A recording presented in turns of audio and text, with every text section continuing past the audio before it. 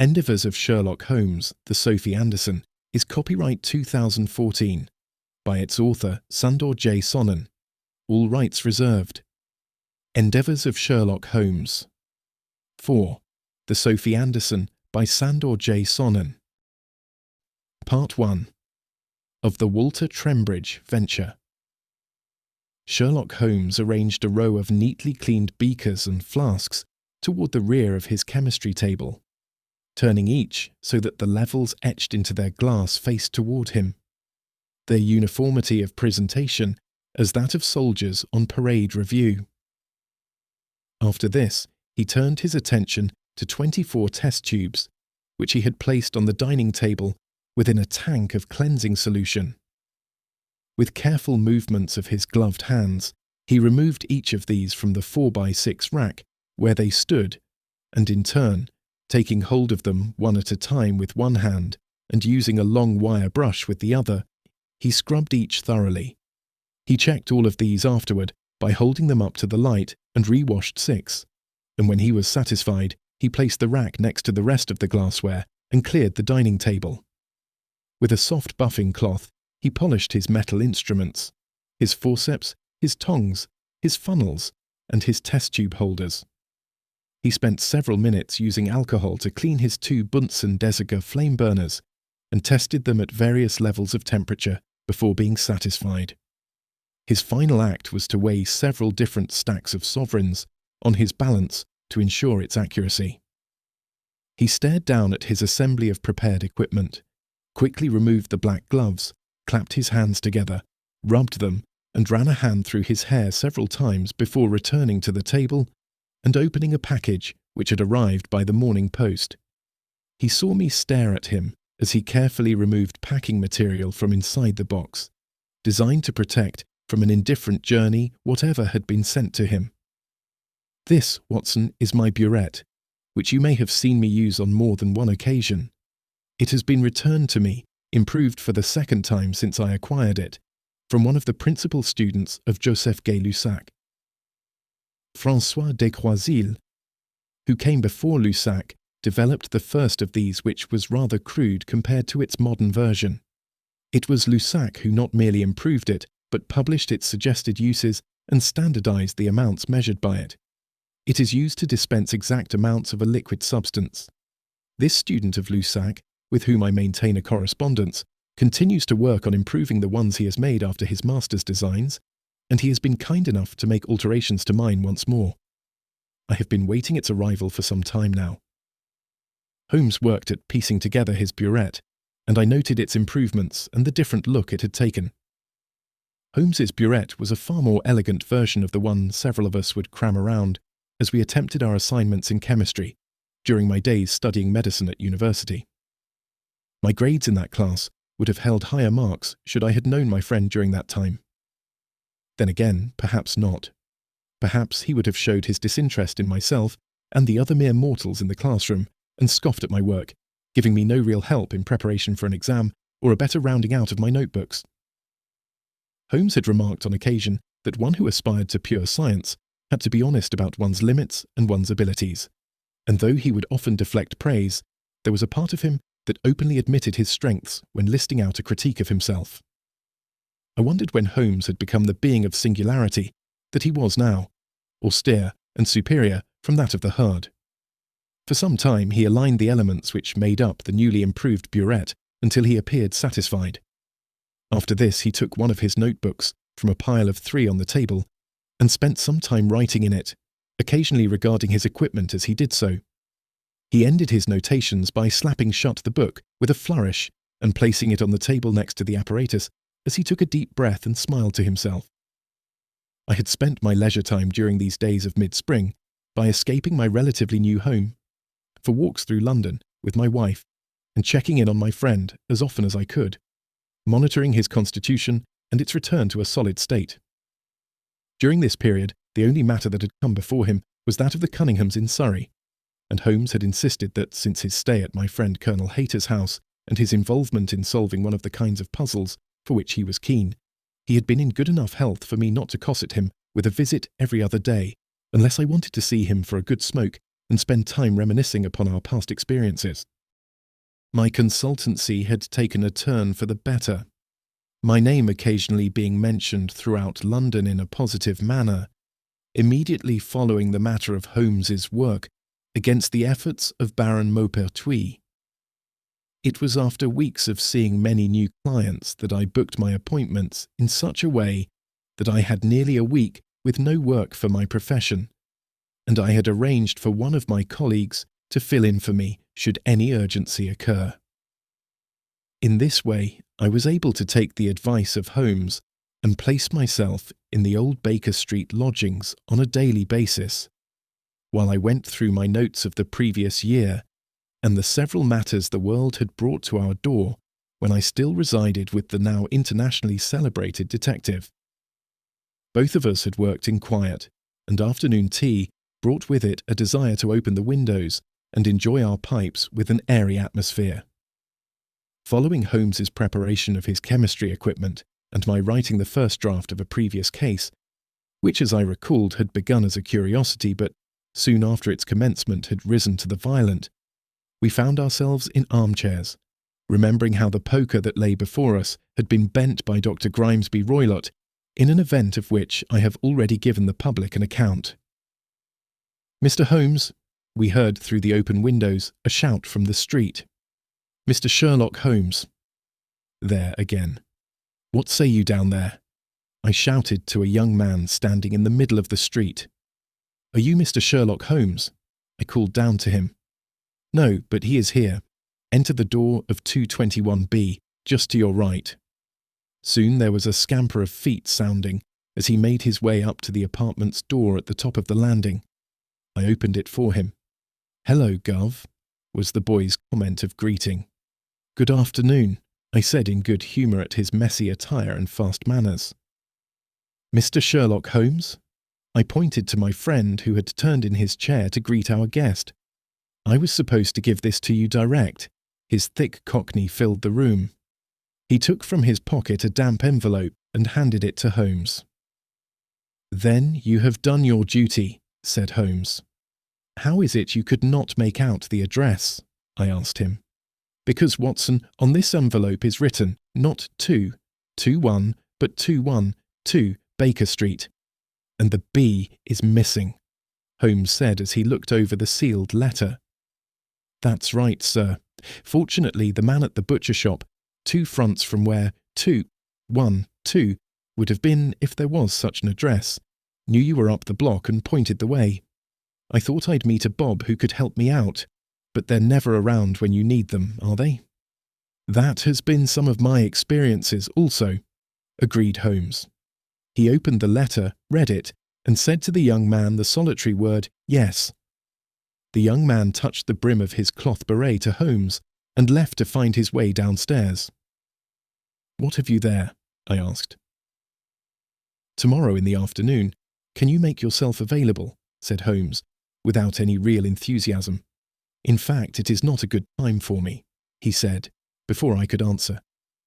"I have put aside tomorrow to begin an important experiment and must use my hours for its completion." And, in fact, Holmes said, looking once again at the letter, "The matter presented to me by the note I just read is the kind of case that typically interests me in the least. I have never been of that class of my profession who purposely seeks out an insurance matter. But the event in question has held my attention since reading of it in more than one newspaper account. I do not know that I will take this on, or that it can be taken on, but I do want to hear the tale behind it. Yes, I can be here. But what is the subject?" "The bark, the Sophy Anderson," said he. "The ship that went missing out near the Great Reef, off of Australia." I made it a statement and not a question. I had, myself, read of the ship's disappearance. "Just the one." He handed to me the letter he had read. It was handwritten on an impressive business stationery of solid weight and with the watermark of one of the best papermakers in London. At the top was the company name, British Oceanic Insurance Company, Limited. Under it were a few scrawled though legible paragraphs. The letter read, "Dear Mr. Holmes, our firm insured the Sophy Anderson. a British bark that seems to have vanished last month. She may have been at one mooring or another, in different bays just off the coast of Australia, and definite proof has escaped our investigators in the region, as there are conflicting reports of her fate that cannot be reconciled with one another. It will not be until late tonight that our representative will arrive from Sydney, as this was verified by his last correspondence to us from Lagos, and after allowing him some time to sleep, refresh himself and report to us, we ask whether you would be able to meet with he and I at our offices tomorrow at 3. Should this be acceptable to you, please say so to our messenger, or give him a brief phrase to make an adjustment to the time, or, if you cannot help us in this matter, tell him such is your disinterest. But it cannot go beyond another day, as our need is pressing in this matter.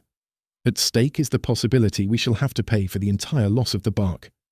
Yours, most sincerely, E. Mortimer Camden, Assistant Director, British Oceanic Insurance Company, Limited.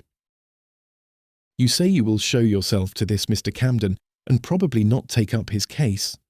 Yes, my experiment shall be postponed for a day, he replied with some frustration. But it's a case, Holmes, I said. Genuine work and one that may hold for you some interest. Yes, but it's thousands of miles away. And what can I do for him? Find a wreck in a harbour or bay somewhere, or not find a wreck or evidence of same? What am I to do about it? This Camden does not say. Will your wife appreciate you not being underfoot tomorrow afternoon, should you wish to meet me at this address? I am more interested, it seems, than you are, and so I will join you and see what these insurance people want, I answered. The insurance company was one of several successful finance firms, using Threadneedle Street for their headquarters. Its frontage was a door on the street itself, where next to the door a sheet of glass proclaimed its name in gold lettering. With our backs to the busy traffic on the street, we looked through the large pane to barely make out 2 men. Sherlock Holmes opened the right of the handsome double doors, and we stepped into its offices. 2 clerks sat at desks behind a counter separated from us by a short, waist-high rail, running the length of what could be called an outer office, which shared space with a waiting area. The plasters were a perfect white, and the woods throughout were a deep cherry, and on the floor was a hunter's green carpeting of a fine pile. 4 leather club chairs were available for those who had to wait, but the senior of the clerks knew our names and that we were expected on appointment, and would we please step forward through a pair of low-set swing doors and follow him to the private offices. Waiting for us was Mr. E. Mortimer Camden, who rose from his desk to shake our hands, and from another chair rose his company's Australian representative, who we also expected to meet. Mr. Camden introduced himself. He was a portly man of 50. His bald head was crowned by white fluff cotton hair that encircled it, overexcited blue eyes behind reading spectacles, above a fat nose and lips that quivered when at rest. His pink face and neck were ruddy and lined, and one had the impression that in good times and in bad, Mr. Camden lived a full life. His was a 3-piece suit, with a watch chain he pulled at now, and again though never taking his watch from his vest pocket. He did this several times while we were in his office, and now and then he managed to pull the crown of his watch above his pocket line, almost to the point of being able to give some report of what time it was. But he never pulled it out completely, nor did he look down at it, which would have been unnecessary in his office due to the ornate and accurate clock on a credenza beside his desk. Here is Mr. Getler Keith, who manages, or managed to be accurate, our company office in Sydney, he said, in introduction to the man seated beside him. He was in his early 30s, smartly dressed, and in the most recent fashion. His moustache covered a broad area nearly reaching to the ends of his face. He was barbered and shaved, and there was a scent that demonstrated this had been done this morning, and most probably by a professional. His brown suit had gold pinstripes, and his shoes were shined to a polish. His cufflinks were squares of silver surrounded by gold edging, and with the letter G in their centres. Unlike Mr. Camden, who wore a Gladstone collar, his was the latest style of the cutaway kind, and his tie was modern, a blue silk against a white business shirt. He gave a good, turned-out impression. Holmes and I were offered chairs, and it was Getler Keith, not waiting for the courtesy of allowing the proprietor of the office we were at to speak first for the company, who began to discuss his plight with some emotion. Mr. Holmes, I cannot say enough how glad I am over you agreeing to meet with us, and as soon as we asked. I am at my wits' end, and there is no other way to express it. This is a serious business, and it doesn't make sense, and over the past 8 years, I've seen it all. Australia has its share of bogus insurance claims and put up jobs, as does other nation-states in that region where there is a British interest. The entire Indonesian and Malaysian region has investors and property owners who borrow too much and have to have a convenient fire or flood to get their interest liquid. My point is, this business is not for the faint of heart, where shady proprietors are concerned. There are plenty here and on the continent, but it's nothing compared to East Asia. Still, we come out better on the balance sheet by working there. As businesses go, there are far better climate for faster profits than here in England, and with less regulation, and their attitude toward labourers is a better one than anywhere in Europe. And that means a man in my situation has to know all the tricks, and I do. And just as I am getting transferred to this office, just after my career has shown me to be deserving of its trust, this Sophy Anderson business comes along to take it all from me. Now wait a moment, Mr. Keith, that isn't so, Camden said to his colleague. I continue to express to you our satisfaction over your years of service, and the matter of the Sophy Anderson, as difficult as it is for the firm, does not place you in blame. You've signed hundreds of policies in the Far East. You've had a very successful job of it.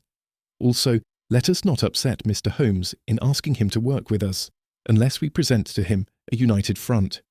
He does not need to hear about our internal issues. Please let's not have any of that sort of talk at this juncture. Yes, sir, I am prepared to enter into the spirit of this in asking for Mr. Holmes's help. It was my suggestion we do so, and I did make it formal. But I didn't want it to go without him understanding where the matter lies. This is a serious business for me, Holmes, and if I've taken it personally, it is because, as you can well see, my career may hinge on a satisfactory conclusion to what happened to this bark. Fair enough and understood, were my friend's first comments on what had been said by Keith, in fear for his professional station with his company. Mr. Camden, what is it you have to tell me about these conflicting reports? Holmes turned his attention to the assistant director. My colleague and I are familiar with the Anderson disappearing somewhere off the coast of Australia. When we received your communication yesterday, I revisited the news stories in several of the papers and did see confusion. Is there, as of this time, an official timeline of events regarding the bark? What have your people there discovered? I had our clerks prepare for you a collection of our office copies of the entire matter, Mr. Holmes, said Camden. You may leave with them, though we would eventually need them back at this office. Although these documents are not all of our papers in connection with the Sophy Anderson, they are all that you would need to follow the Sophy Anderson circumstance during the past several months, and they do include the conflicting reports taken at the locations where the Anderson may have been or would have been at the time of her disappearance. I have 2 good men who work under me there, Holmes, and they know their stuff, Getler Keith added. He nodded as he spoke, as if to bring home the faith he held in his subordinates. Holmes commented, It is my understanding that if she eventually fails to show up to any port over time, it is the same as her being a wreck, and therefore your firm pays up. That is if the contract was written the way most other maritime policies are formed. So, what is there for me to do? Miraculously find the ship is intact somewhere and prevent your loss department from writing a cheque? Holmes appeared to show little sympathy for Mr. Camden's problem. I expected you to at least have an interest in our problem.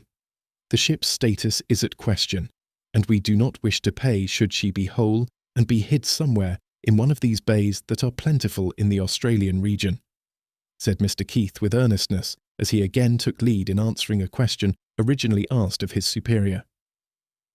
Holmes, continued Keith, one thing about this disappearance angle, these types of crimes being what they are, more often involve a conspiracy, as 2 or more persons are usually necessary to make things which exist appear to be gone.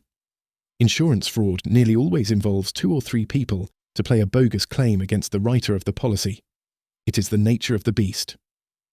And the Sophy Anderson is a bark. She cannot be neatly moved about by one man and a set of oars. A bark means a crew of several, and each one involved would have to be one of a group of conspirators. But so many of these men would have to be part of a vast conspiracy. This has the fantastic built into it. Sherlock Holmes said to Keith, not hiding his view of the worst possible outcome being one the insurance company would have to accept. It has been more than a fortnight, and no Sophy Anderson. That does make the matter seem dreadful. Holmes saw the dejected response in the expression of Getler Keith, yet he continued his commentary. I do not say this from the point of view that insurance companies should always roll over and pay. I know there are countless times when firms such as yours are abused by dubious clients. I make no judgments. I am approaching the matter from a simple and clinical position based solely on fact, and the fact remains that despite any of these reports you have gathered for me, there is no Sophy Anderson to be found anywhere, intact or damaged. Oh, Mr. Holmes, E. Mortimer Camden might have been a child whose pudding had been taken from him. He was sorrowful and sullen behind his broad desk. He shook his head as his lips continued their movement of what may have been a nervous tic. We had discussed this before you kept with us your appointment, Holmes, said Getler Keith, once again failing to use a prefix when addressing my friend. This did not bother Holmes, and I suspect it was not rudeness, but the way he made business relationships and friendships in Australia. Yes, Mr. Holmes, said Camden, yours was our only ball to pitch. We have nothing else on which to hang our hats. Could you ever consider an investigation of even the most basic degree? As Mr. Keith has stated, his agents in the field, who work under his supervision, are two very able men, who in this case have been baffled by the differing accounts. What we need you to do for us, as best you can in your ability as a consultant, is figure this puzzle out. We are not asking you to go to Australia. We hope you will instead consider using your brain power to gnaw at the problem and offer some solution for us.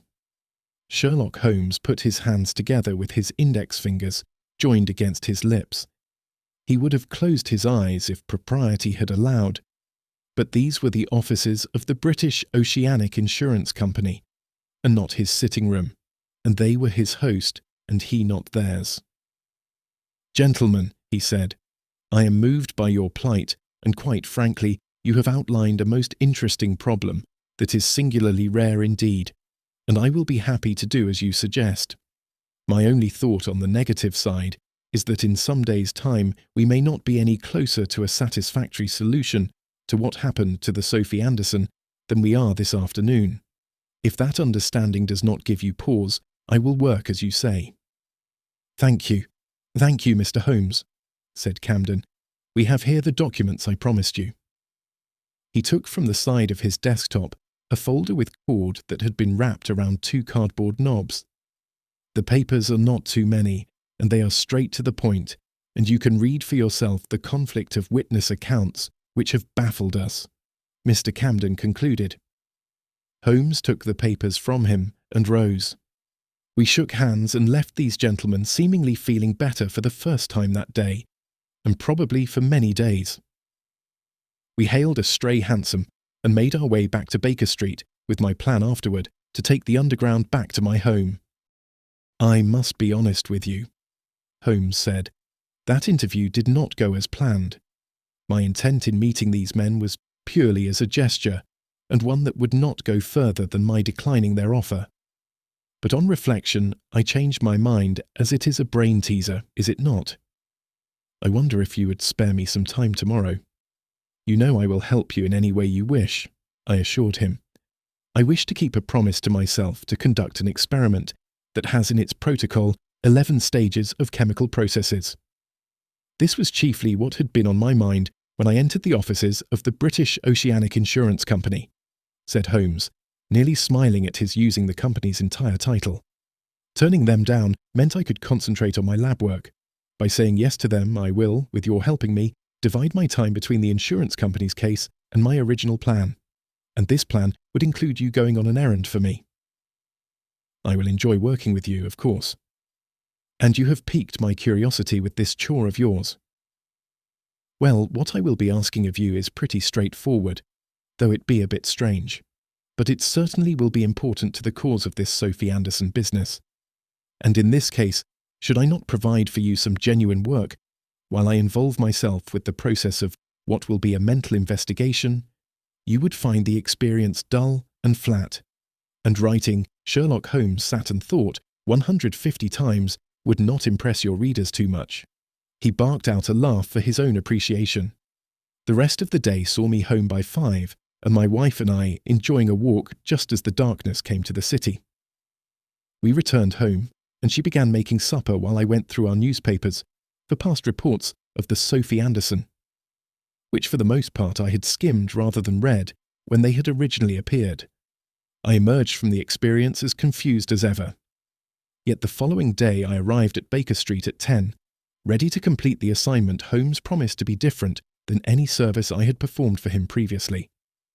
I found the door open and Holmes at the centre of the sitting room, arranging a side table to be moved to the room's centre, and placing over this a thick piece of poster board that appeared to measure 3 feet by 4.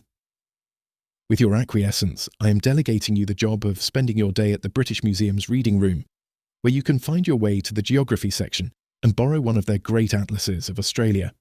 Here are tracing papers and thick pencils. There is also a note pinned there, identifying the specific area of Queensland I wish you to copy for me, onto as many of the sheets you may wish to use.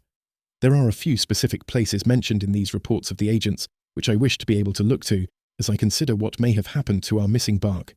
By 4 o'clock, you shall return and bring with you your achievement. This will take you some time, and I'm only guessing you would be back at 4, so we can take tea together and perhaps enjoy a pipe. As Holmes spoke, he became excited and nearly ebullient. His attitude, a stark contrast from yesterday, lifted my spirits as his eyes danced while he gave to me my supplies. Ask for old Melville. He's a good one. Been there for ages. An expert in all that is British history. He won't be any aid to you when it comes to Australia, which may be a good thing as he is a bit dedicated, and on any of his specialty subjects where he would discuss the matter at such length, you would not get done any of your researches. But mention to him my name, and he will see to your needs. I shall do as you ask, I said with affirmation. He smiled once more with excitement for his own part, and I left him to his day. My materials wrapped up carefully and stowed inside of my overcoat, I took the Underground and walked from Oxford Street to Great Russell. Before me stood the rounded edifice of the great building, improved by renovation some 30 years previous during my childhood. It had been a while since I visited the room with its modern sweep of curve, mixed with traditional row upon row of high stacks. A docent pointed out Mr. Melville, an ancient man with thin lines throughout his face and a more ancient tweed suit on his back. He was bending over a cart of books he had been replacing, one by one, into ready spaces from where they had been taken previously this day, or many days before. "Mr. Melville?" "Good morning, good sir," he said in a spry voice. "How are you today, sir?" "I am fine. It is good to meet you," said I. "A pleasure, sir, a pleasure. How may I help you?"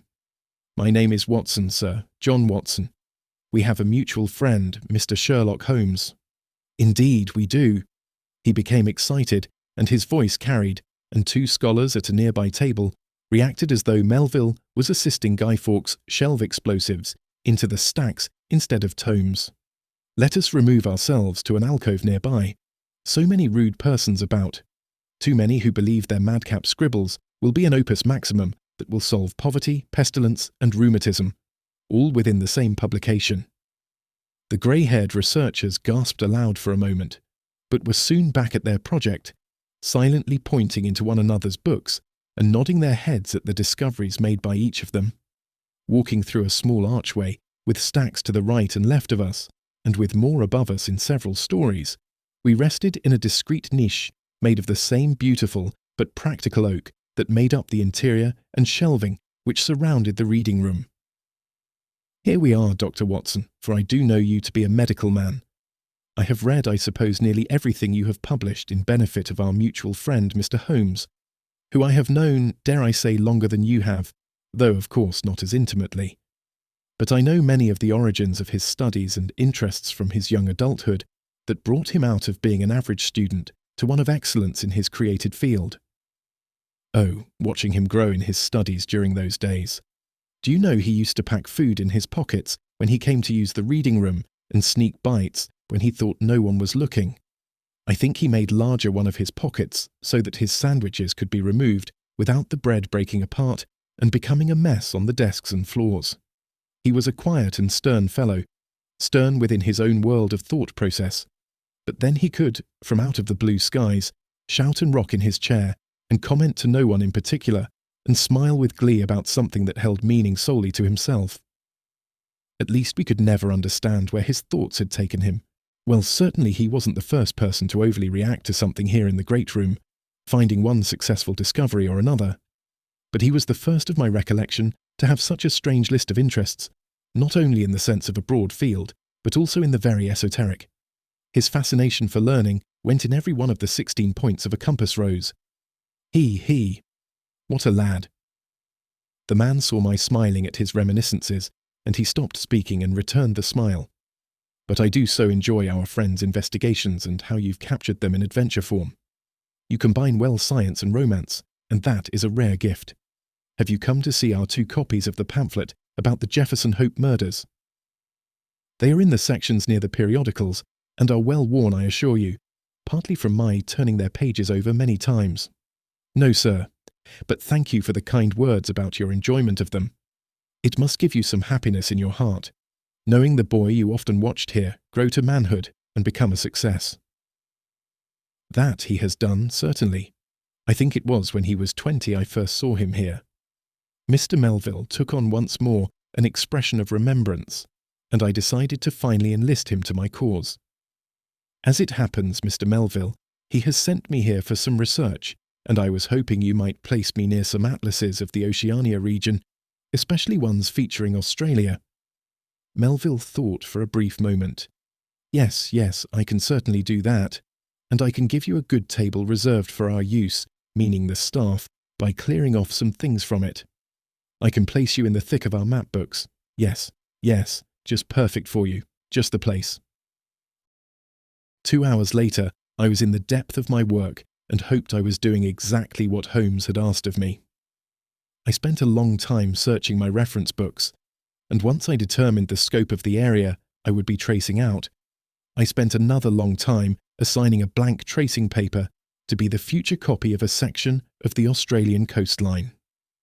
Before beginning my task, I made the rule of half of the area of each sheet of paper be dedicated to land on the left side of my drawings, and the other half on the right be for water areas, which in this case was principally, if not exclusively, the Coral Sea. I did not bother to trace out any lands near the faraway islands of the Solomons or Port Moresby on Papua New Guinea. This did not seem to be my charge, but the Great Reef, expressed by thin outlines in one atlas and shown as definite masses in another, was something I was careful to include. And of the dozen or so large tracing sheets given me by Holmes, I used 8, in each case duplicating my drawing where one sheet ended and a new one began. It was at 1 o'clock that I gave myself a rest, and wrapping up my work, I left it in the care of Mr. Melville as I stretched my legs in and around Russell Square. After nearly an hour's rest and some food my wife had packed for me, I was back to my desk in the reading room, where I continued my efforts until nearly 4 o'clock before taking a hansom back to Baker Street. When I returned and walked into the lodging, I found Holmes playing his violin, and it was a work I recognised, a caprice by Paganini. I saw on his chemical table 4 of his test tubes had been used, and there had also been something that spilled on the table. But 2 flasks, each one above its own burner, had become the principal focus of his experiment. One simmered, while another was in the midst of a rolling boil. The liquid in one was clear, while another had a slight pink hue. The dramatic movements of his head while playing his music allowed him an occasional view of his flasks. I smiled at his circumstance and poured myself tea courtesy of Mrs. Hudson. He nearly threw his violin and bow onto a side chair. He took hold of my work. "These are excellent, Watson, perfect, and I very much appreciate your accurate approach to the matter. These 4 sheets are especially fine, and I have no correction to offer you. Might you return tomorrow?" "That is my plan," I answered Holmes. "Yes, the timing shall be ideal," he said, remembering his musical instrument and putting it away. "Why say you ideal?" "Because, Watson, there is a need for a buffer between your work and mine, both related to the case and related to my experiment." "What is your experiment, Holmes?" I asked, looking over his liquids, each seated upon a stove of fire. It is in fact something parallel to the matter of the Sophy Anderson, the same problem but on a smaller scale. What to do about things that are taken, and one has a suspect but needs a further proof. And like our favourite bark, it is steeped in disappearance and reappearance. But let us take some tea together.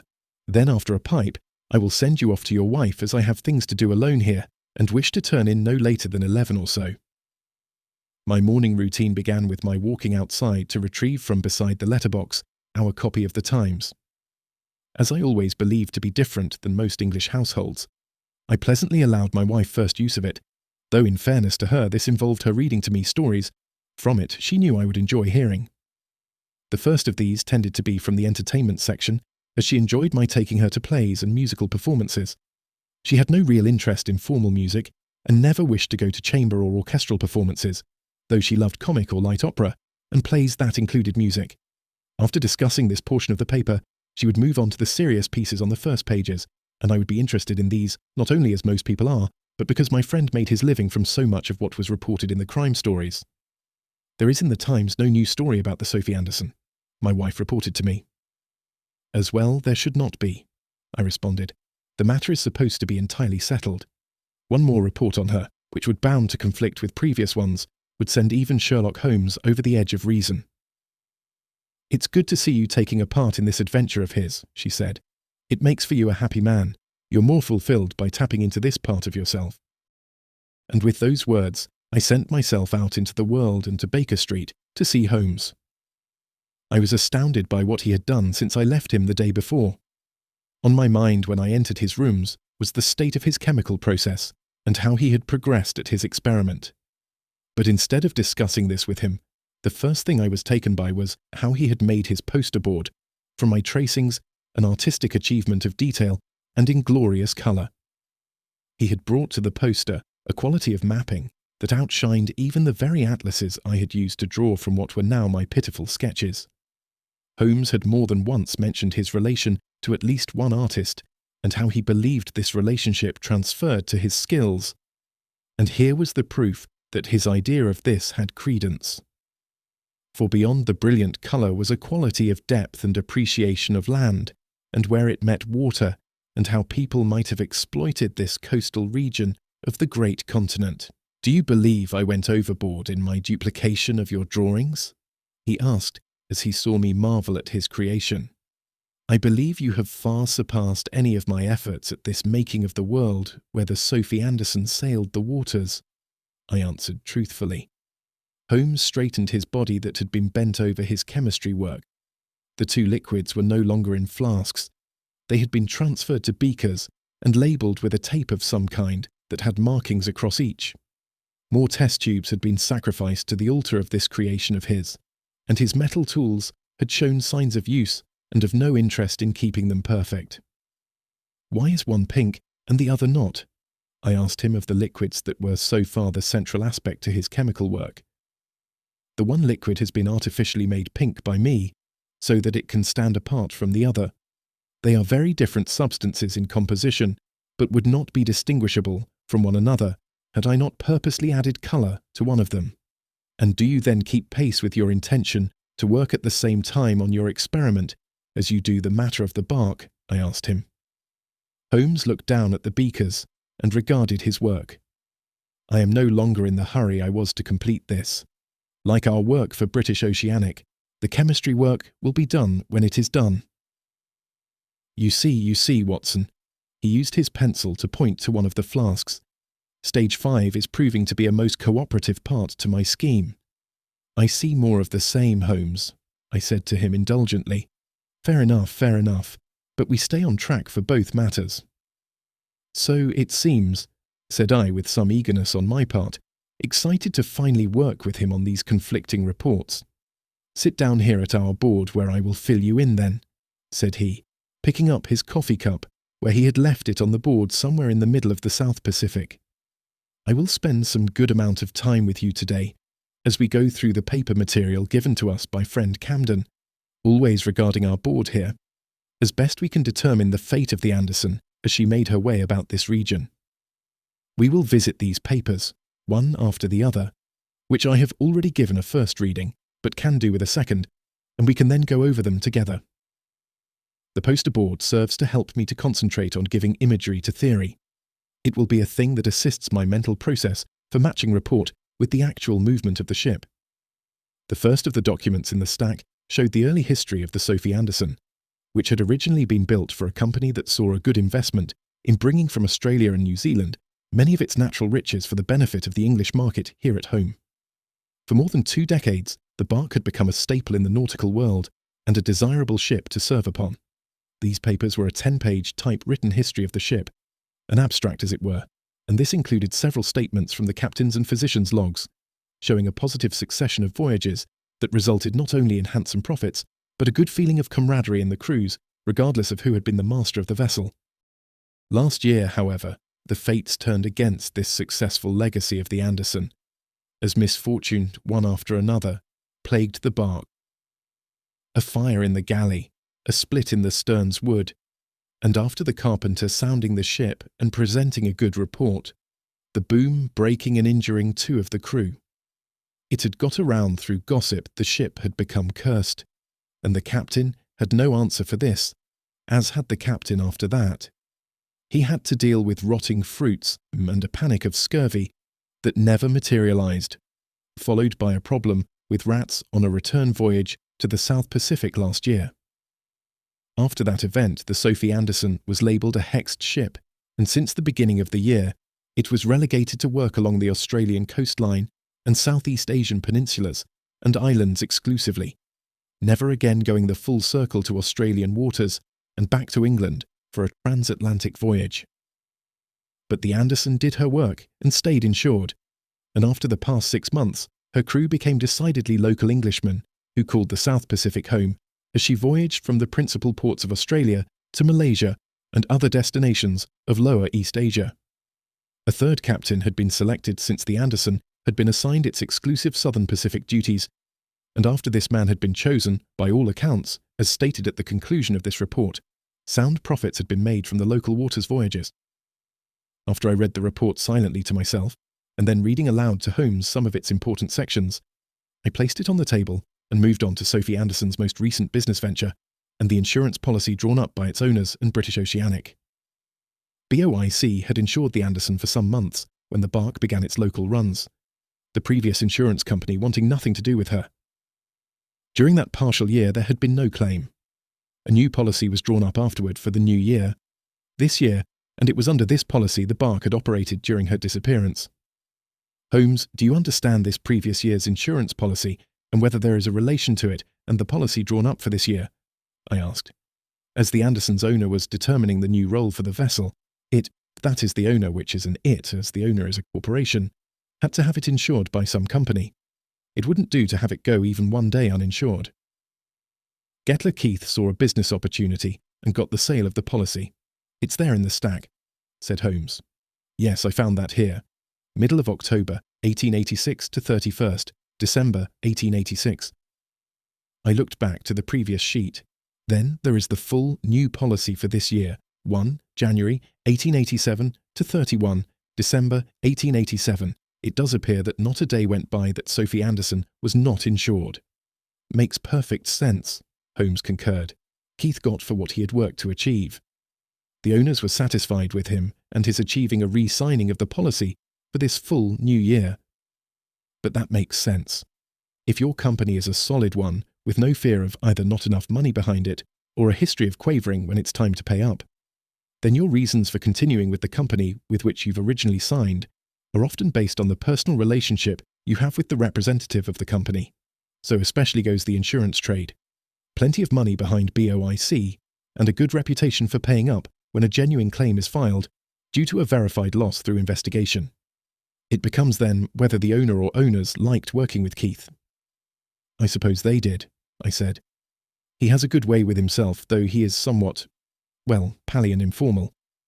He is that, but I don't believe we'd ever be able to determine criminal activity based on that, or presume innocence either, said Holmes.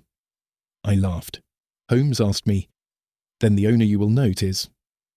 It is in the insurance report, I noted. Charles Millhouse, Limited. Yes, That is a company of fourth generation, Charles Millhouse having passed on early this century. It is closely held by the Millhouse family and is incorporated here in Britain. There is nothing suspect there unless one of the family was behind this. One of the items I will have to look into is whether any one family member has altered the financial portion of any profits made by the Millhouse Corporation. Looking for what, exactly? Well, let's put it this way. The number of family members that would benefit from a large cheque would have to be small, or there would have to be some agreement within the shareholders, who would all be family members, that Sophy Anderson is the concern of one or two of them.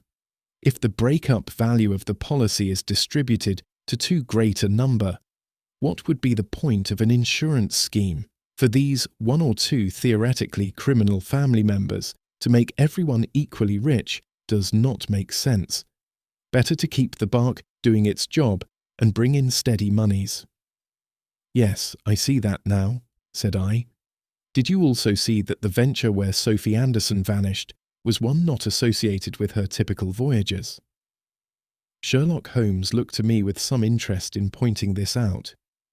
I turned to a few pages just past the insurance documents and found pinned together separately within the entire pile to what Holmes had been referring, the separate lease of the Anderson for a business venture. Walter Trembridge. It appears not to be a company name, I said, looking to Holmes. No, indeed, he is very much a man who works out of Melbourne, where he has a large property hidden away in the foothills outside of that port town. But it appears he worked through his solicitor in the city to effect his lease of the Anderson. Just so, said Holmes, looking down for a moment at his poster board. Very good. I see here the solicitor, in representing Walter Trembridge, leased the Sophy Anderson for a fortnight and gave a deposit for the lease. And here is a copy of a surety from his bank demonstrating he would be able to pay the balance on scheduled payments during the following weeks. Yes, all above board and legitimate. But then, Watson, note the report afterward, investigated by Keith himself, before he sailed back to England. I spent some minutes going through some of the sheets, reading some before returning to others. Is this so, Holmes? This is the mark of a planned criminal act. So it would appear. There is certainly something wrong there, and no doubt I will make this the starting point of my correspondence. Then I wish you better fortune than Getler Keith, who reports he had his troubles in attempting to learn about the genuine involvement of Walter Trembridge. Amusing, is it not? Smiled Holmes. A recluse by nature, and one who is involved in many a business venture, some of them reported to be on the shady side of things. But in this case, the solicitor cannot be found, and he had used an accommodation address in Melbourne's financial district, where the men of capital trade on their stock exchange and commodities, and some of the industries there. Shipping, timber, livestock. It is booming in that part of our empire. It would be exactly how this Walter Trembridge would operate, had he a hand in it. Yet he denies any involvement at all, I noted. He has reported to Keith's office, through his genuine solicitor recognised and respected, that he, Trembridge, had no knowledge of the lease of the Sophy Anderson, and that all of the preparation documents are forged and based upon no legitimacy. And Trembridge disavows any knowledge or working relationship with the solicitor who stated he represented him in dealing with Charles Millhouse Limited. So the question becomes, was the lease of the Sophy Anderson one where Trembridge was not involved and someone else used him and his nature to be secretive, or one where he was working the strings using a man who represented him and from a distance, where he, Trembridge, could deny any involvement? Excellent, Watson, excellent.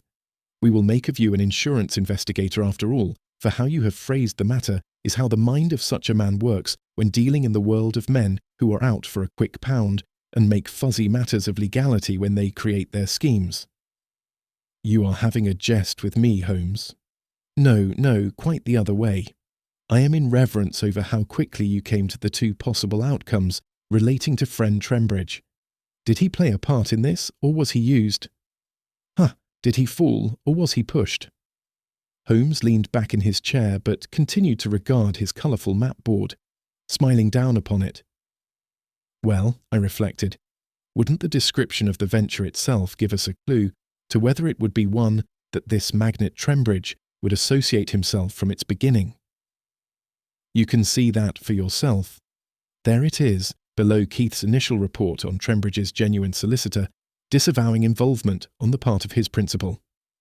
It reads, Holmes, that Trembridge accepted the crew of the Anderson as is and made no changes to it, nor did he make requirement of any added member. There is, by the way, Watson, a list of the current complement of crew, along with the towns which they identify as their home port. You can see it there on the sheet marked March 27th. Yes, Holmes, here it is. Before me was a list of men's names and their positions, assigned to them as the current crew of the Anderson. This, Holmes, is then proof of what the previous documents discussed, how the crew became decidedly local, declaring their resident port to be somewhere in that part of the world. And it was this crew which the impostor solicitor claimed Mr. Trembridge had no interest in, as he accepted Sophy Anderson's personnel, whomever they were. That is a way of stating, though indirectly, that the current crew would be adequate for his plan to gather his woods and have these woods treated. I can't say that is suspicious in and of itself, as indeed any men could do that sort of thing, especially sailors, who occasionally have to make repairs to a ship and must gather wood, then use their tools to perform cutting and fitting, Holmes stated. Well, I said to Holmes, after I read the purpose for the lease of the bark, this, at least, is a venture that makes complete sense. The Sophy Anderson would be used to transport cut trees to a location of their treatment, and then to the disembarking point, for their sale.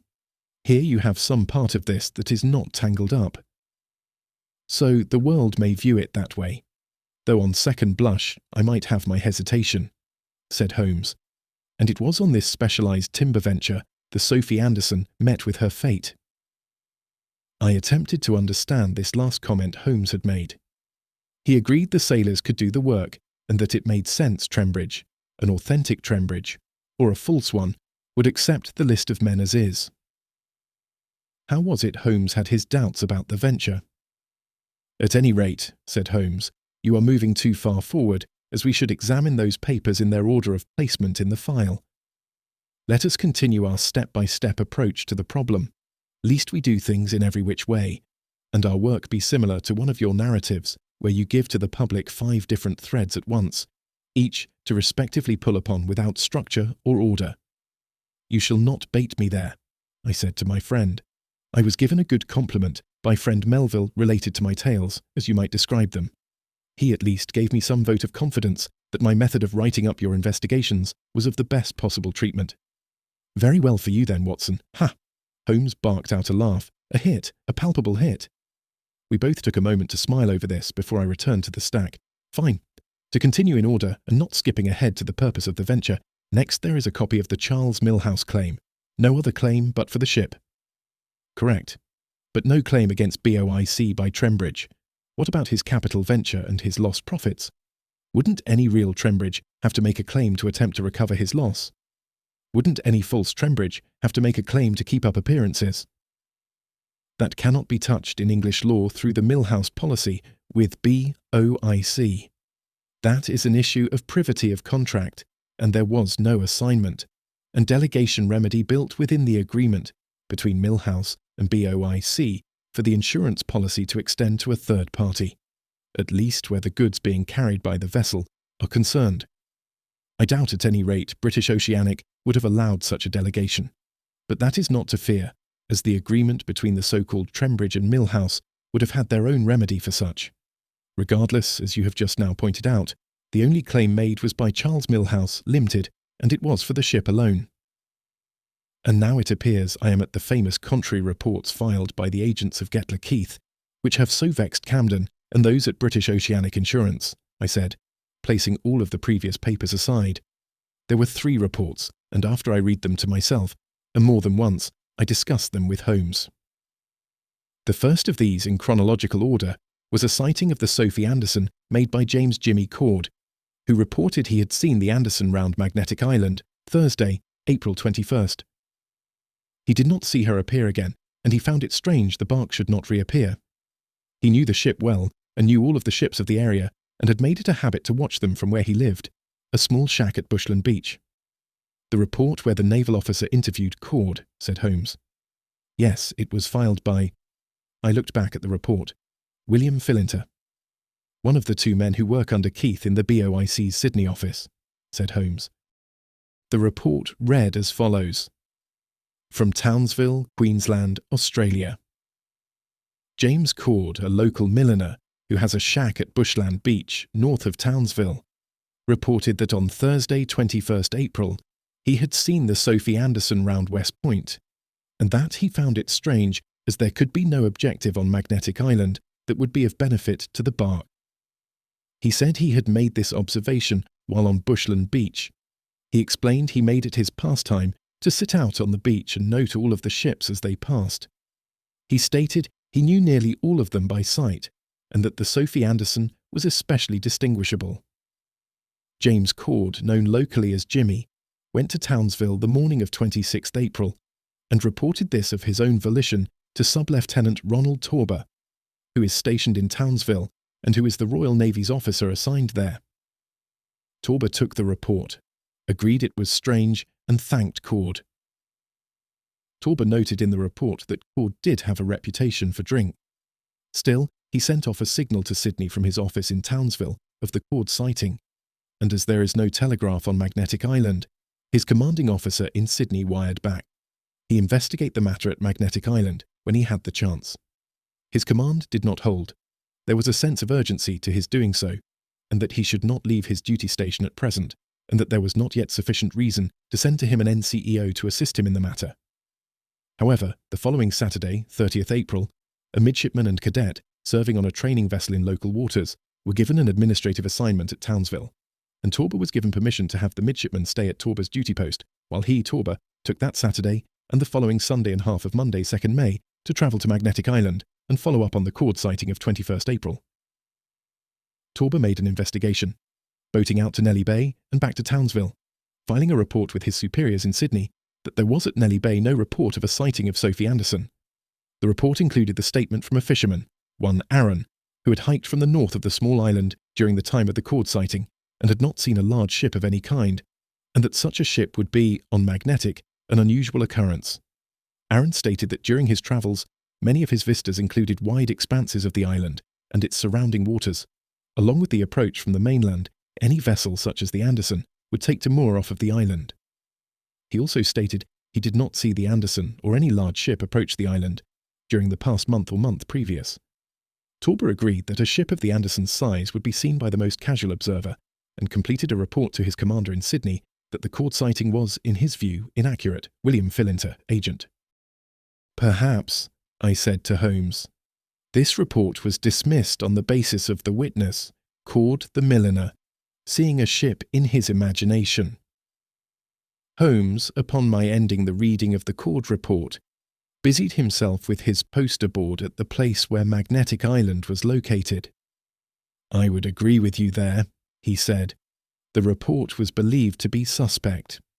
Following the Fillinter report, there was pinned together another report, which by its nature negated the Cord sighting of the Anderson. This was 2 pages of paragraphs and a third sheet that was a rough sketch of what I knew to be from my researches, the Missionary Bay portion of Hinchinbrook Island. The report read as follows, from Cardwell, Queensland, Australia. Wreckage of the bark, the Sophy Anderson, reported to this office by 2 witnesses. Fishermen Craig Ornronda and Paul Backer, both out of Missionary Bay, reported sighting the Anderson's hull broke open and a ruin in Missionary Bay, some hundreds of feet out from the promontory between Missionary Bay and Shepherd Bay, on the promontory's west side, which is just inside of Missionary Bay. I met with both Ornronda and Backer in Cardwell, and these men stated they had seen from the promontory what had to have been the hull of the Sophy Anderson. Backer said he knew the ship in detail, and Ornronda, who did not, verified and agreed with Backer of the description of the Anderson's figurehead on her prow. I asked for specifics related to broke open and a ruin, as this would be strange for the crew had been given 2 nights' liberty at Sydney. Broke open, and a ruin, Oceanna and Baker stated, meant the hull itself was holed to the size of 4 men by 2, perhaps 8 to 12 foot in square. That would serve to wreck any such vessel unless repairs were made to her. Comment by this agent, such damage would be able to be repaired. Despite the size of the hole, were she able to be grounded, wood is plentiful on the mainland and could be brought to the island over time. Damage of this kind would not bring a loss to Sophy Anderson, unless there was some form of negligence which went beyond the scope of reason. Missionary Bay, at the northern end of Hinchinbrook Island, unlike Magnetic Island, has no human population of which to speak and remains generally unpatrolled by naval ships of any size, and the arm of the promontory between that bay and Shepherd Bay make it a perfect spot to have a ship placed without it being reported on for any length of time.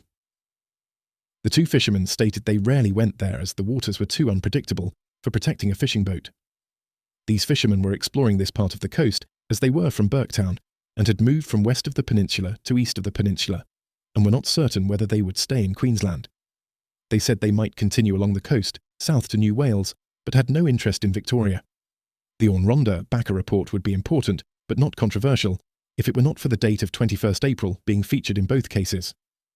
That is, while Backer was not certain of the date where they were in Missionary Bay, Oceanna was definite that 21st April was when they both had seen the wreck of the Sophy Anderson. I arrived in Missionary Bay 27th April with a hired guide, and we found no such ship in the waters there, intact or destroyed. The bay was empty of any evidence the Anderson had been moored there, and the same for Shepherd Bay. We went to the water's edge for me to make my determination on this matter. There was no telltale sign of broken wood of any kind in the water or on the promontory that separates the 2 bays. It is my suggestion the Royal Navy be contacted and be given the particulars we have in the matter, as they be not only singular and confusing, but also suspicious. Samuel James Winter, Agent. Can both of these events be accurate? Does one not make the other suspect, if not entirely implausible? I looked to Holmes, who was drawing into his pipe and playing with his token he had made to represent the bark on the board, pushing it about the area of Missionary Bay. Well, we shall see. We must, in this unusual situation in which we find ourselves, manufacture a history of our bark Sophy Anderson as she travelled, or allegedly travelled, hither and thither. Holmes gummed down upon his board locations of Magnetic Island and Missionary Bay, 2 squares of card paper, and upon them he penciled some notes, and I saw these were phrases that formed an abbreviated version of what I had just read to him. The final report was from the naval officer mentioned in the report filed by William Fillinter, after the officer was able to visit Magnetic Island and determine whether there may have been any support to what James Cord was supposed to have seen from his home at Bushland Beach. The report read as follows: HMRS, Official Report of 3rd May, 1887, Townsville, etc. Wreckage of the bark, the Sophy Anderson. Reported to this office 26 April 1887 by James Cord of Townsville. Cord, a milliner and resident of the Townsville area, stated he had seen the bark Sophy Anderson round the western end of Magnetic Island, moving eastward and away from his vision. Cord has a generally unobstructed view of this portion of the island from his home, situated on the beach area near Townsville, across from Magnetic Island. Cord stated the Anderson was at partial sail, which would make sense for a bark in medium tide waters and near the land masses and lands below waterline at the coast. If there be any credence to the Cord sighting, that is the Anderson moved north of West Point on Magnetic Island. Command of the bark would not have reasonably chose to moor in the immediate northwest waters of the island, due to the abundance of reef growth and its threat to the hull of the vessel, but would instead have preferred to moor inside of Horseshoe Bay at the northeastern area, some 3 or 4 miles beyond the reef. Horseshoe Bay does have an inviting land shape and would have water area less of reef, and such a circumstance would be of benefit to the crew and the integrity of the ship, had there been a need for repair and respite for the crew. Horseshoe Bay did not show signs of any wreckage of any ship. However, it is very possible men had used the beach of the bay during the past week or 2. Campfires were made at that portion of the bay, which would best shield men from the elements. But the signs are such that the wood used had blackened to hard piece and crumble. These campfires could also have been as late as a month or 3 months. There were no other people in the Halifax Bay area near where Cord lived to corroborate his sighting or speak against it.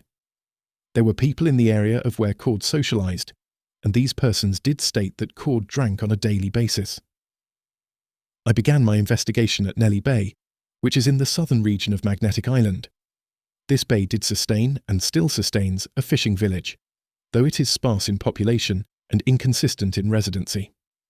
Of all of the inhabitants of the southern area, only one man, a fisherman named Aaron, was able to make a statement related to the northern part of the island. He had travelled to the top of the island and looked down on the entire northern region and saw no sign of a ship or man's use of either the reef area on what would have been his left or Horseshoe Bay on what would have been his right. As he was new to the fishing settlement, he had no idea whether the Horseshoe Bay area had been camped at 1 month previous, but he did not see it used during the timeline in question, that is, during the past 2 weeks. He stated he did not understand why anyone would wish to live in that portion of the island, and dismissed the notion that it would be a good place to harbour a large vessel. Monday, 2nd May, I returned to Townsville and relieved Midshipman Heller and resumed my assigned duties. Sub-Lieutenant Robert Torber, Royal Navy, Townsville, Queensland, Australia. After reading this aloud to Holmes, I reread it to myself and began to shape in my thoughts a picture as clear as the one Holmes had before him. If the Cord sighting was unreliable, and the Oceanna backer hull breach report was in fact what had occurred, there would be an explanation for the vanishing of the Sophy Anderson from navigable waters. Holmes interrupted my thoughts. Why not read of the cargo manifest, Watson? I must turn my attention to my experiment, as certain chemicals arrived here in yesterday's late post.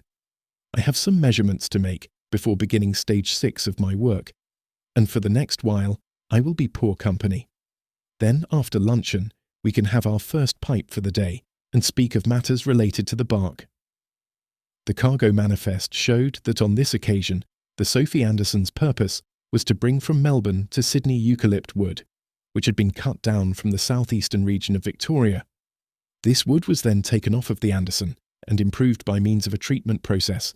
Then afterward, it would be replaced onto the Anderson and brought to Singapore for construction purposes.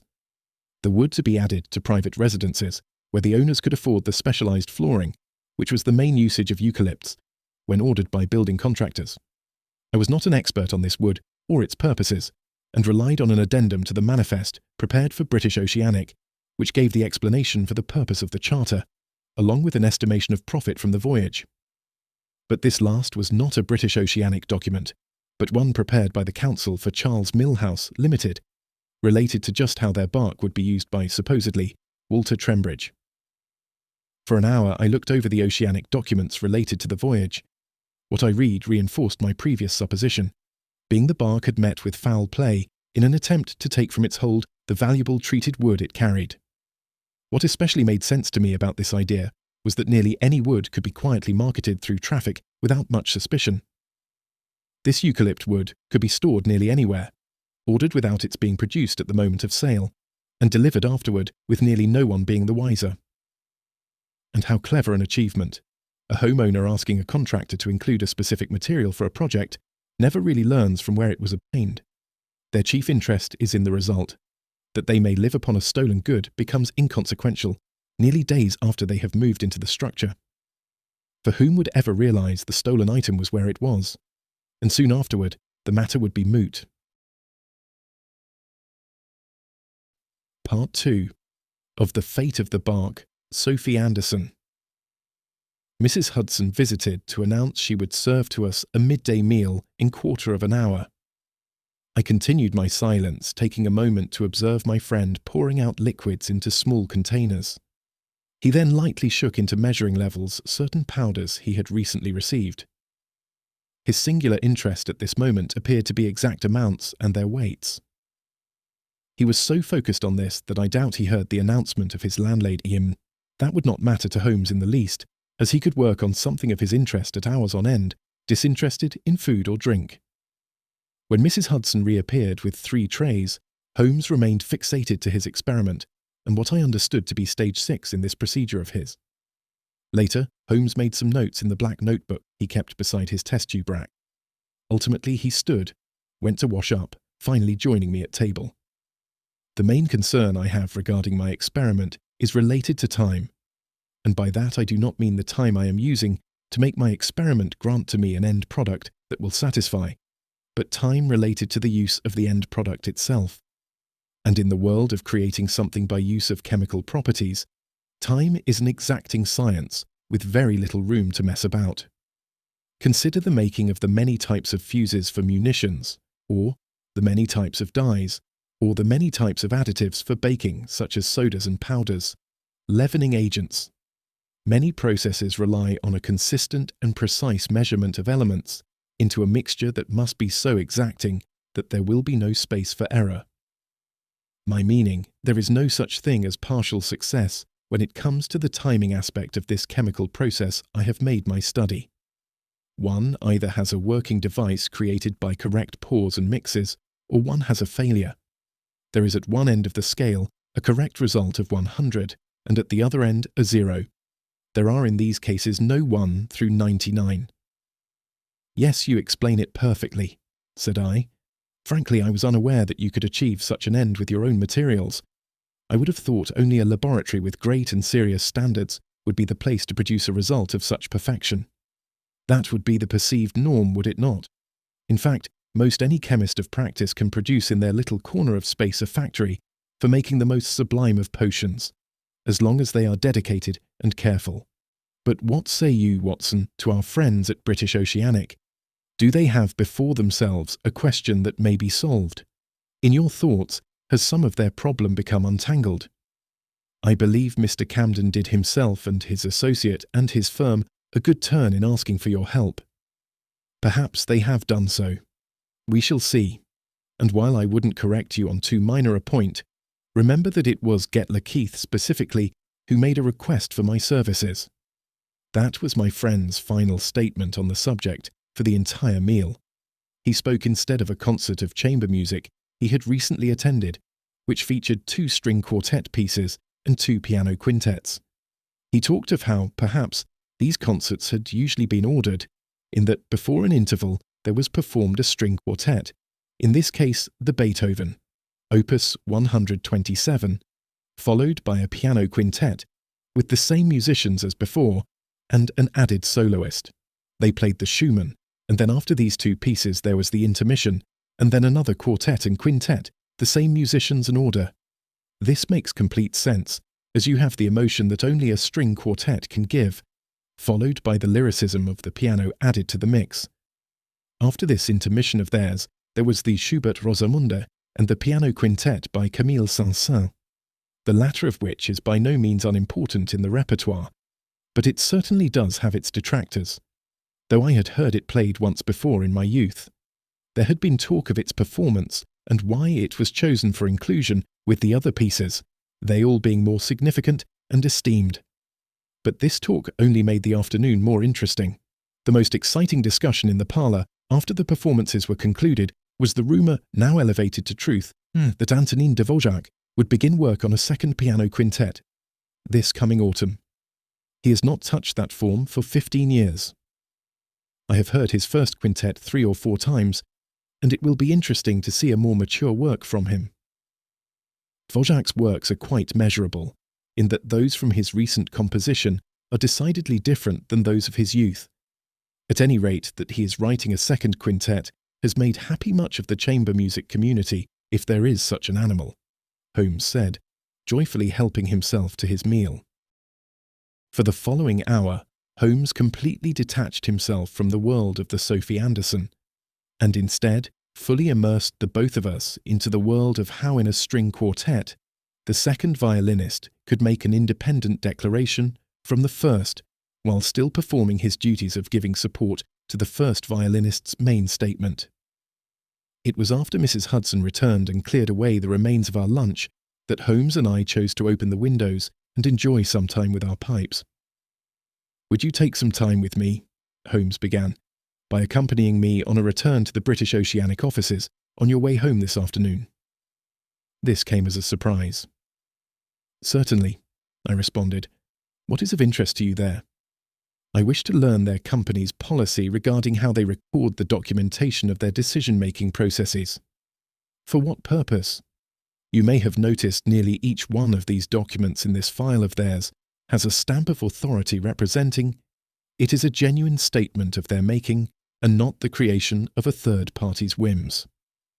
I do understand what you are getting at, I said, and in seeing this stamp again and again, I asked myself, is not a company letterhead enough for this purpose?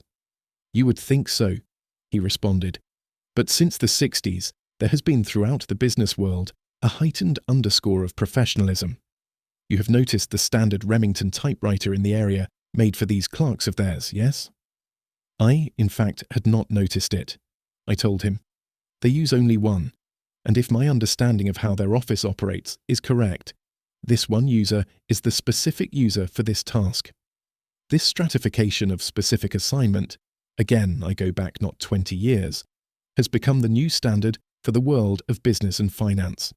It is becoming the norm throughout banking, manufacture, services, and will one day, I presume, make its way into government as the standard for their documentation as well. How do you mean? I was intrigued, especially in how this subject would affect the field of investigation and discovery. If, Watson, you were to accept that Britain, like much of the world, is going through a massive scientific change in its industrialization, then you will see that the previous approach to work assignment, with an on-site owner, or at least a percentage investor, who would work alongside his employees, is being replaced by a managerial class, technically detached from the capitalist. Though these managers are important, they are not owners, and because they are not owners, the actual owners have put in place some method of determining who completed what specific task and when it was completed. Gone, or at the least going, are the days of an employee's owner boss giving one employee an instruction and knowing that instruction would be carried out because he, the owner boss, would be there to verify this was so almost immediately after that task was completed by the employee. Under the new regime, a manager giving the same type of instruction to an employee counts on some type of paper memorial to ensure and verify the given task was completed to the satisfaction of some standard. Where a situation arises that there is some question over whether the task was completed, the manager can go back, as it were, and check up on whether the specific employee assigned to the specific task did what he was supposed to do and that the result was satisfactory. By go back, I mean the manager will consult a record of some kind that verified what happened and when it happened, meaning there would be one person to do a certain task. That is your point, I said to Holmes, finally getting to the purpose of this construe of his. Quite so, he agreed. But hasn't this been a standard long before the middle of the century? Certainly it has been, chiefly for the purposes of ensuring contracts were satisfied, especially should there be a later court action by one of the parties. But this goes beyond that typical kind of documentation.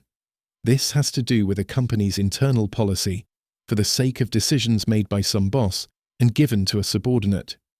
These papers would never see the light of day in courts, but would be used by the owner as the foundation of ensuring the day-to-day orders made by him, or by another in his stead, were carried out by someone who was on the company pay.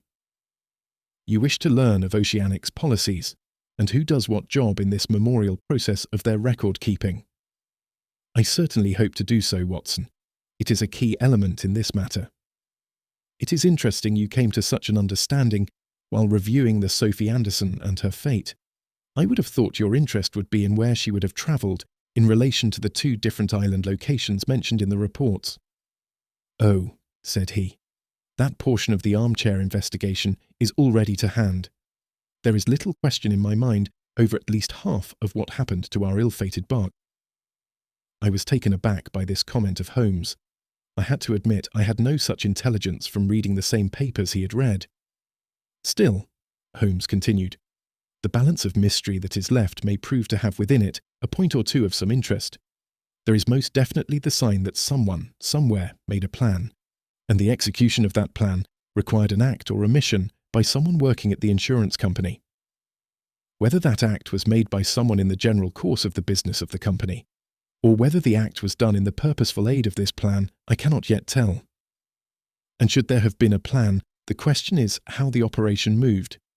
Was it a British oceanic plan that was spied out by men in Australia, or was it a usurping of the Sophy Anderson's legitimate purpose that was done, and done by someone in the know, here in England? Ha! We may find, Watson, that this consulting holds some fun for us, and not the mere reflections of a token placed on a board. Holmes rocked in his seat for a moment, before drawing from his pipe and smiling to himself. We left Baker Street with the understanding that once we were done with our return visit to British Oceanic, I would move on to my home, while Holmes said he would spend some time on Threadneedle Street itself, before making it back to work on his cables to Australia. "You will remember me, I think," Holmes said to the smartly dressed man who was perhaps the senior of the two clerks, the man who had previously escorted us to Mr. Camden's private office. "Of course, Mr. Holmes. Dr. Watson." The man gave us each in turn a courteous bow after rising from his chair. "May I ask your name and position?" Holmes asked the man. "Yes, sir, I am Michael Bestward. I am senior clerk for this, our London office." "May I introduce Mr. Terence Raymar?" "Mr. Raymar is junior clerk." Terence Raymar at this moment abandoned his writing notes of some kind, placed his pen in its holder, stood, and said to us both, "Gentlemen, I am at your service. Mr. Bestward, what distinguishes your duties from Mr. Raymar's?" "Ah, yes, Mr. Holmes, there is definitely a distinction." The man thought for a moment, looking at his own desk and then the room in general. "It might be stated that my work is the official statement of the office, at least as far as the outside world is concerned, and as far as the company record is concerned, though the office I hold has no decision-making power. It is the role of the senior clerk to manage all documents that show in an official capacity the circumstance of all matters that are British Oceanic. I prepare official memorandum for Mr. Camden that will be approved by him, and after recording this, I turn over all such papers to Mr. Raymar for his files. I make certain every policy is approved, and often I have to read many portions of each contract to make certain we have all the particulars. If it is an official act of the company, it crosses my desk." "That last bit," said Holmes. "Why does ensuring all the particulars of a contract fall on your desk?" "Well, Mr. Holmes, our agents are not always perfect in their getting all of the necessary details related to selling a policy to a client." That may sound strange, but I promise you it is rather average. For a salesman is often so concentrated on his getting a client to sign on the line, he fails to make certain he received all of the details from that client. British Oceanic hires men with sales abilities for just the reason that they can close on an offer to insure. Those agreements are our life's blood, as it were. They are the cornerstone of what we do here. No one is upset by any of our salesmen when they fail to list all of the items on the contract. Mr. Raymar and I follow up on this, and we make certain we have everything BOIC needs to make it all official. You may have seen our 4 agents moving about the office and coming and going. They are after these insurance contracts, and what they do are most important to us. Should they be remiss at perfecting a contract or fail to get the proper signature to something, Mr. Raymar and I are about, and we can do this for them. That is, for the company. But once more, to get at your inquiry, if you're wondering what differs my job from that of Mr. Raymar, it is that while either one of us can run down a lead or fill in a missing piece of detail, it is my responsibility to make certain the final document has all of the required facts. After I have everything, I need to perfect the contract. I mark it complete and hand it over to Mr. Raymar. I noticed, Mr. Bestward, that there is a BOIC stamp on many or perhaps all of the documents related to your paperwork. That is so, Mr. Holmes. Is that also a fixture on every contract? Certainly it is, sir. That is to say, the copy which stays with us has this stamp. The copy which stays with the customer who purchased the policy would probably not have the stamp. It is a purely internal device. And other documents? Every document in the file has on it a stamp, Mr. Holmes. It merely signifies it has been made official to the company, and it shows the date when this happened. But certainly not every document, Mr. Bestward, said Holmes. In the file we were given, some of the documents related to the financial goals of the Sophy Anderson, as leased to Mr. Walter Trembridge, were not stamped and were still made part of the file. Quite so, Mr. Holmes. To benefit your investigation, I included some of the documents that had nothing to do with this company. Those papers, for I do remember them, were speculations on the profits of the tree harvest and wood treatment voyage, having nothing to do with the insurance of the Sophy Anderson, but having to do with the insurance aspect of any BOIC contract. Then most certainly, Mr. Holmes, the document would be stamped. How can you show a date on the stamp? I asked Mr. Bestwood. Ah, you see, Doctor Watson, there is a space on the stamp. We call the stamp a seal, by the way, which is an empty space of rectangle. In it are placed these in arrangement. He took from a drawer 2 small squares of hardened wood. Here is a numeral 3. Here is the word November. Using these I can place onto the seal any date I wish. Naturally, I vary it first thing at the beginning of a business day. As you would suspect, most days I only change the numbered date. Every new month I must make that change, and next year, on January the 2nd, I will replace the final numeral 7 for an 8, so the seal will read 1888 from that moment forward throughout all of next year. January the 2nd, I asked, smiling at the precision. I would not come in on the 1st of the year, as that is a holiday, nor are we open on weekends, so I would only renumber the seal to reflect only a day of our operation. I did presume such was the case, Mr. Bestwood, Holmes said. Is the keeping of the seal solely your purview? Yes, sir, that is so. Mr. Raymar, would you please expound upon your duties that are specific to yourself? Certainly, Mr. Holmes, but I would begin stating that technically any work I might be assigned could also be carried out by Mr. Bestwood.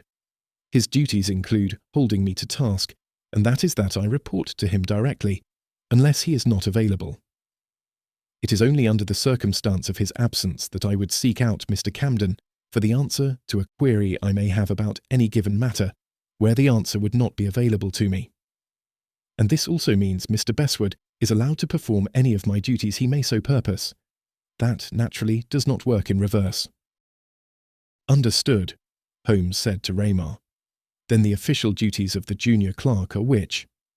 It's my duty, Mr. Holmes, to complete the many tasks which are as important as Mr. Bestwood's are, but they are those which will not show policy, nor would any of my completed work be policy. My work supports the office, but it does not have any weight of importance when it comes to recognition. I complete timesheets, prepare invoices and accounts, payable and receivable, and nearly every type of documentation you would imagine, but none of my work would allow me to affix a seal to it, or sign off on it, having all of those aspects to it that would complete a contract or show policy was enforced. I dare say I do all of that work, but my end product is passed to Mr. Bestwood, often by merely handing it to him or placing it on his desk if he's busy with other matters. Often I've handed him something that is genuinely completed and only awaits the royal seal. Raymar gave a brief smile, as did Bestwood. But in no way would I be instructed to take the seal and use it for matters of expediency, and afterward place the newly sealed paper into the file. There was in fact this time 2 winters past when Mr. Bestwood was at home for 4 days ill, and the work merely piled up on his desk. It fortunately was after Christmas time, and after the new year of '85, and accounts payable was not an issue, so there was no matter of urgency associated with his absence. During this time in no way did Mr. Camden imply that should Mr. Bestwood's absence continue, was I to take up the seal and use it in his stead. But, asked Holmes, it isn't a question of your integrity, is that so? That would be correct, Bestwood answered for Raymar. Mr. Raymar is of the highest character, and I can trust him not to touch the seal, though it be accessible to him if he had a mind to use it improperly. He would not do such a thing, and his not being allowed to go near it or do any of my assigned work is in no way a negative against him. In fact, the way it has been explained to both Mr. Raymar and myself is that it would be the policy of British Oceanic to promote within our staff, and should I be offered an improvement in level at this or another office, and I accepted it, Mr. Raymar would be offered my position. I do appreciate the company policy regarding promotion, Mr. Holmes, and one day I hope to rise in my profession and be of greater service to the London office. I was, in fact, offered a position of senior clerk at the Liverpool office, but I am a city man and see myself only in this corner of the world. I understand, said Holmes. Yes, I fully comprehend how your company has arranged the office structure. Is this the design of Mr. Camden? Well, answered Bestwood, it is definitely company policy. I worked at the Southampton office in Mr. Raymar's capacity, and the rules were very much the same there. But my guess is that a man in Mr. Camden's position may be allowed to alter the policy in minor ways that make sense to him and the efficiency of this office and how it best serves the London clientele. But that would most probably be the same throughout the company, and each in the managerial class would be able to make slight alterations as need be. So is Mr. Camden, then, this office's permanent manager? I asked. His original letter to my friend asking him to come to your offices identified him to be assistant manager. There was a quiet for a moment. I do not believe I am speaking out of place by mentioning what nearly everyone knows. That is, Mr. Getler Keith has his hopes on taking Mr. Camden's position should Mr. Camden be given an assistant manager's job in Southampton, and that would be coming up soon, I should think. Yes, said Sherlock Holmes. We had heard something of this from Mr. Keith himself. Then he is in line for Mr. Camden's duties here? Yes, Mr. Holmes. He'd be an excellent man to work under. The company is a solid one, and I am proud to work for it. Very proud. Mr. Bestward was staunch in his support of the insurance company. I believed him as his statement was purely genuine, and without any unnecessary sweet and oily mixture added to it. I have one final question, if you gentlemen wouldn't mind. Due to the nature of the Sophy Anderson's importance as a policy loss, why is it I am doing business with the assistant manager of this office and not the manager? The men looked at one another. There's no way Mr. Holmes would know Mr. Bestward, not unless Mr. Camden or Mr. Keith would have told him. Yes, you are correct there, Bestward said to his junior clerk. Then to us. Mr. Stouse had a cardiac disruption some months ago, before the Anderson business befell us, and Mr. Camden is filling in his duties, though from his own office. Mr. Stouse's office, across the hall from his, will remain empty until his return, I would suppose. But Bestward took a moment's pause. It is also possible Mr. Stouse's condition is one that would have him take an early retirement. He is somewhere at over 65 years. He wanted to retire at 70, or so he has said more than once. Sherlock Holmes spoke to Bestward in quiet tones. And then, with Mr. Camden transferring to Southampton, should your Mr. Stouse not return and in fact retire, who would fill his shoes? Mr. Keith is being considered as manager, and that he would then be promoted as well as transferred. Mr. Bestward, Mr. Raymar, thank you both. You have been of the highest service to me. Does that mean, Mr. Holmes, asked Terence Raymar, that you are close to solving the mystery of our phantom bark? I do show progress, if only to myself and my colleague here. Holmes gave me a regard before the two clerks. The matter is unfolding its secrets even as we speak. But should I need to make one more call upon your office, would that be welcome? Most certainly, Mr. Holmes. Please visit us any time. He and I left the clerks to their divided duties, and we were once more on the streets in the heart of the city's older financial district. A new trail, Watson. Did you see it? I must confess I did not, said I. Well, do not brood over that for more than a minute or two. Give me some time and I will show you my cards and be candid with you in this matter. Come back to Baker Street in 2 days' time for an afternoon smoke. Come to tea if you like before that. I may have some developments to lay out before you. Until then I have in my armchair consultancy some lines of correspondence which may shed light upon the matter. For there is something amiss, and I have seen this to be so, as no doubt you have seen it as well. Nothing is hidden in the world of these business practices. At that moment I thought back immediately to our concluded meeting with Mr. Bestward and Mr. Raymar, and could not find anything there which would indicate in which direction Holmes might have travelled in his mind to arrive at his thought there was something wrong at the company itself. I shall look forward to visiting in on you then, I said to my friend. I left him and journeyed home to my wife and domestic life. Receiving from Holmes no message, and giving him the time he needed to work something out that was apparently on his thoughts, it was not until 2 full days lapsed that I revisited him at Baker Street, where he had left the door open to the apartment, and I was able to see him as I landed at the top of the stairs. He was bending over his precious experiment, making notes in his chemical record. Since watching him work with these substances, he had laboured over. Now there were some half-dozen test tubes with what looked like the same liquid, though these were each labelled differently. The rest of the test tubes had been returned to the rack incapable of giving service to his needs until he once more had them soak in cleaning solution. He looked up as I entered the room. Stage 9 is completed, and I only await a rudimentary testing of what I have so far. Then, afterward, when I have completed 2 more vital steps, we shall see what we shall see. And the Sophy Anderson. Indeed, she remains as elusive as the completion of our liquids.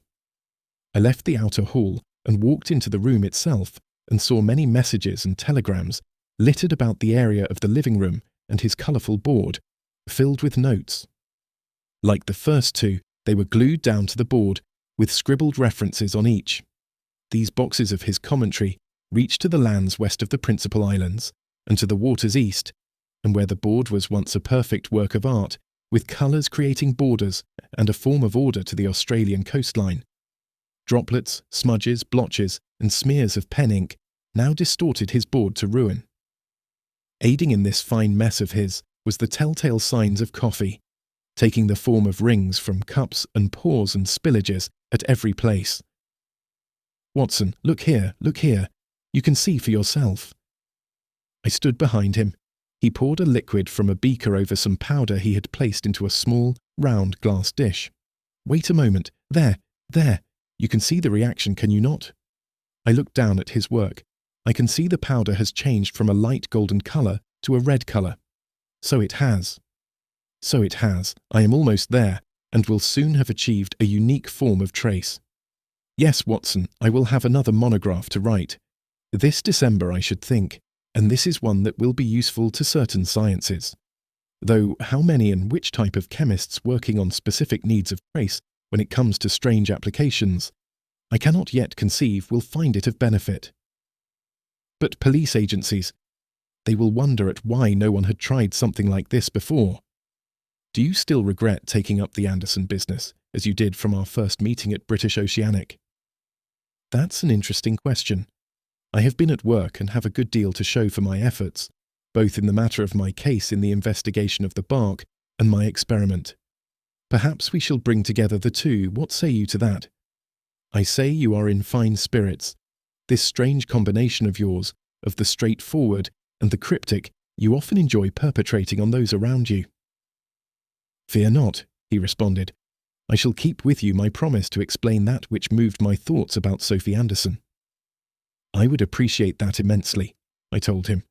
Together we sat before the cartographic rendering of the South Pacific.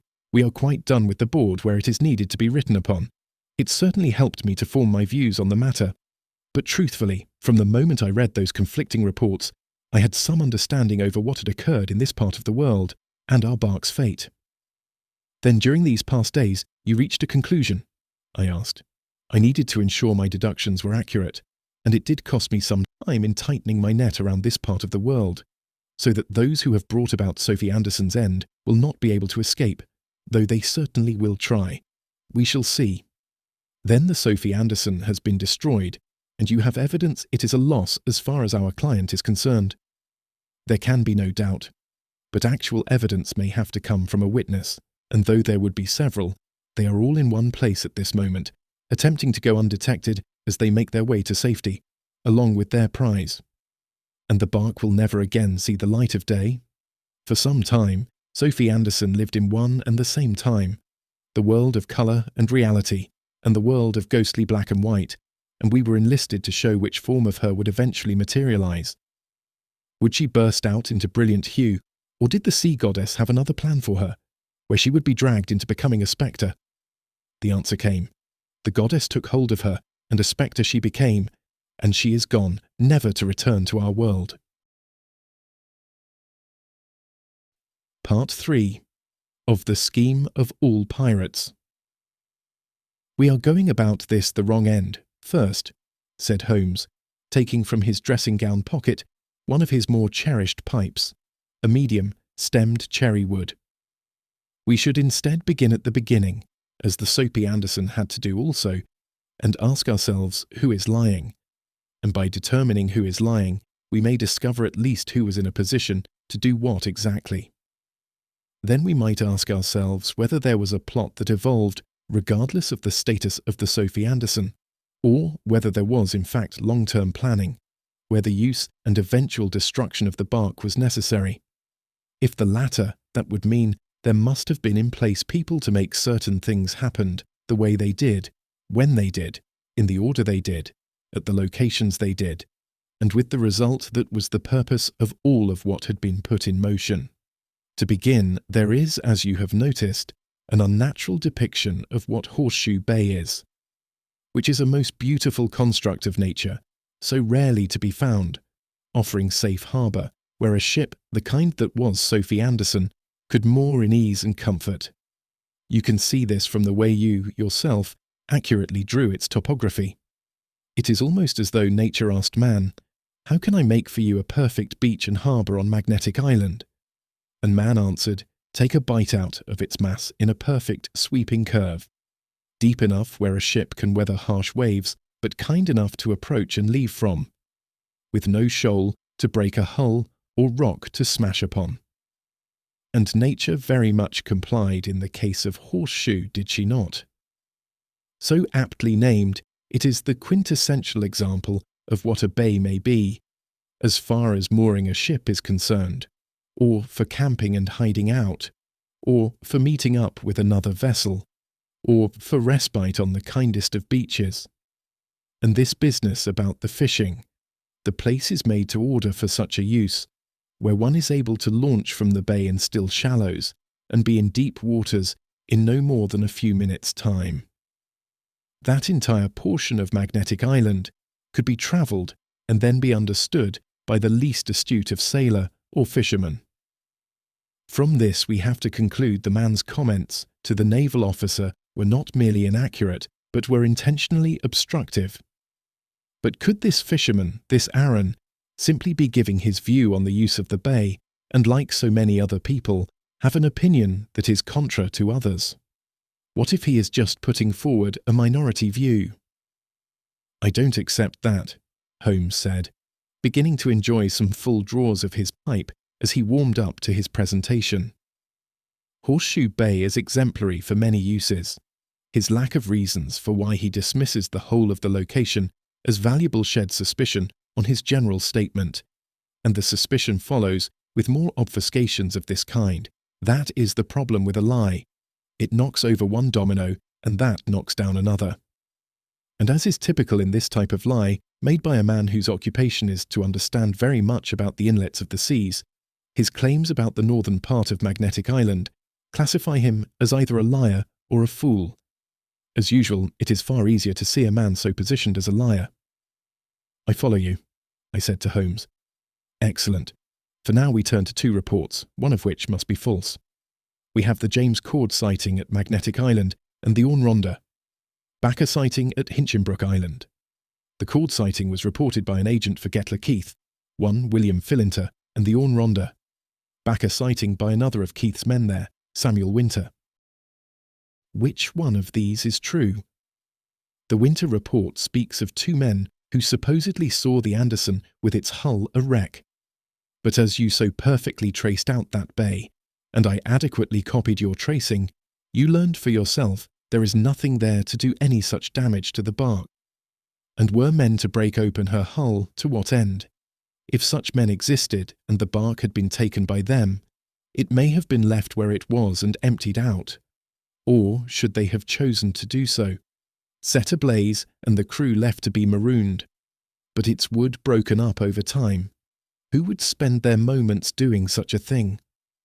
The Winter report was gathered by him from his meeting and conversing with a pair of men who appeared to be sober and sure-spoken. Just the sort of people one would place before an agent to counterbalance the Philinter report of the Cord sighting. And I have verified what Philinter wrote in his report through cables sent out during your absence. 2 return-to-me responses, and each source is detached from any benefit from sending me a false response. These sources state that Cord is a local man well known and liked by most. Yes, he drinks, but consider, he had his imagery letter perfect when it came to sight a bark around an island. He saw there was a ship in the channel before him, moving to round the island, and before there was a reported issue related to the disappearance of the bark. He was neither stoking controversy nor attempting to receive interest from his friends by making up a false event. But as I said, It was his precision that is the clincher. Drunk or sober, a man who is unaware astronomers have announced there will be a meteor shower, and during the time of the event that man claims to have witnessed meteors in the night sky, that person at that moment must be understood to be in complete reason of his faculties. Yes, if you can successfully link each piece of your theories to one another, the overall final picture you paint makes sense as a discovery of the mystery between the two conflicting reports. But what becomes the goal of all of this? Where is the Sophy Anderson? Was she sunk somewhere? That would be the most plausible suggestion, said Holmes. He leaned back in his armchair and watched the smoke he blew trail away toward the open windows. And while this is now of little concern, I can venture a good deduction or two about the exact place where she was scuttled, though, as I say, that no longer matters, except where it comes to our client, which is very interested in tangible proofs regarding the Sophy Anderson. Then what becomes of your investigation, now that you are no longer looking for a bark? Watson, what we are looking for now are men. To this I had no reply. They are on the high seas, somewhere in one of two regions of the South Pacific, for they cannot go east towards South America. That is probably not in their cards, as they would have no connections there. And to go north would give our naval forces ample time to track them and hunt them down. Their only choice is to go west. These men will make their way to the East Indies, to one of many ports friendly to men of all nationalities. From there, they will attempt to find new lives based on their new wealth. These men have means, I asked. I believe they do. And it was this business about the recent increase in a naval presence that led me in this direction. But I do not claim I am perfect in this particular deduction. It merely fits the facts. What else but a large prize would cause men of this kind to assemble into one conspiracy? We have that, do we not? If the Orne Ronda back a story is false, there was and still is a party of several men, from which these two broke away to lay their false report to the insurance company's agent. Afterward, we must presume they returned to join with the others, just as this Aaron did. Now that is a count of three that were able to place themselves in Queensland with the secure knowledge they could return to their group, meaning some of the others in the group were loyal to Orne Ronda, Backer and Aaron, or these three would never have left the safety of the group. Holmes, you are moving too fast for me to keep up with your theories, said I, bewildered by his ability to jump from one understanding to the next. I am sorry, but I am enjoying appreciating their scheme. Then what would be their scheme? I was becoming frustrated from my friend's minimal and showy presentation. Sherlock Holmes laughed, then puffed out another luxuriant ring of smoke as he turned toward me in his chair. He laughed again, but this time he invited me to join in his merriment. Watson, they are pirates, and as such they intend to follow the scheme of all pirates. They are after gold. Part 4. Of the Bank of England and the Royal Navy. Gold? I responded to this. The Sophy Anderson carried gold. We shall see, and very soon, he said to me. But let us first understand what the Sophy Anderson did not take on board. This wood business. What nonsense. Sheer absurdity. A flight of fancy any child could have understood. Wood from trees in New South Wales, taken to Queensland for processing, then taken to Malaysia for sale to be used in the construction of these upscale homes. A scheme of unparalleled idiocy where profits are concerned. Now, I dare say there are throughout Singapore and Jakarta and Manila and Hong Kong wealthy owners of large homes on the scale of 6,000 square feet. But really, wood put on a bark and then voyaging in a vast circle around Australia, a continent that is, after all, filled with wood of this kind and many other kinds. Not to mention that the port at Darwin in the Northern Territory is now nearly 20 years going, and is a stone's throw from these cities of the mansions. If one really did want Australian wood, and not woods native to Malaysia and Indonesia and Siam, one would find a far cheaper means than this roundabout sailing method from where to buy them. Holmes smiled at me as he probably thought of me absurd for believing this line of venture for the Anderson to take part in. I understand your mistake about this. It was all couched in such a reasonable manner as far as the casual observer would reflect upon. There is no reason why you should have thought about the nonsense created by the impersonated venture capitalist. The larger matter is still before us, and these pirates may yet prove too much for my talents, and they may escape the net all because I was a day late in understanding their objective. I only this morning sent out my cables, and though there has been a full 4 hours to my benefit, I may prove on the second round as tardy as you were on the first." There was a knock at the door, and into the room came Mrs. Hudson. "Mr. Holmes, there is a representative of the Bank of England at the entry." "Show him up, Mrs. Hudson," said Holmes, taking from her the card she had held out for him on her silver salver. "Baron Rodney Castellane, the first Viscount Roxbury, an intimate of the late Prince Consort. I believe there was a connection between his friendship with His Highness and his lordship receiving the viscountcy." "Well, well, Watson, we move in the highest circles. I suppose that cannot be prevented. I am torn in two over this, for if I am correct there will be a cat tossed into the blue jay's tree. Mr. Holmes, Mr. Sherlock Holmes, I received a letter from you this morning. Well, that is to say, the bank received it. Your lordship is most welcome, and does us great honour visiting us here. We would have come to your offices at the bank had that been your will. Before our entry was a tall, seemingly powerful man. The Baron was not known to me. Hearing Holmes use the word bank and my reading the letters PC on his card, I had to presume the reference was related to the Bank of England. The man entered and removed his top hat, as his height made it nearly a requirement he do so. His eyes turned upon me.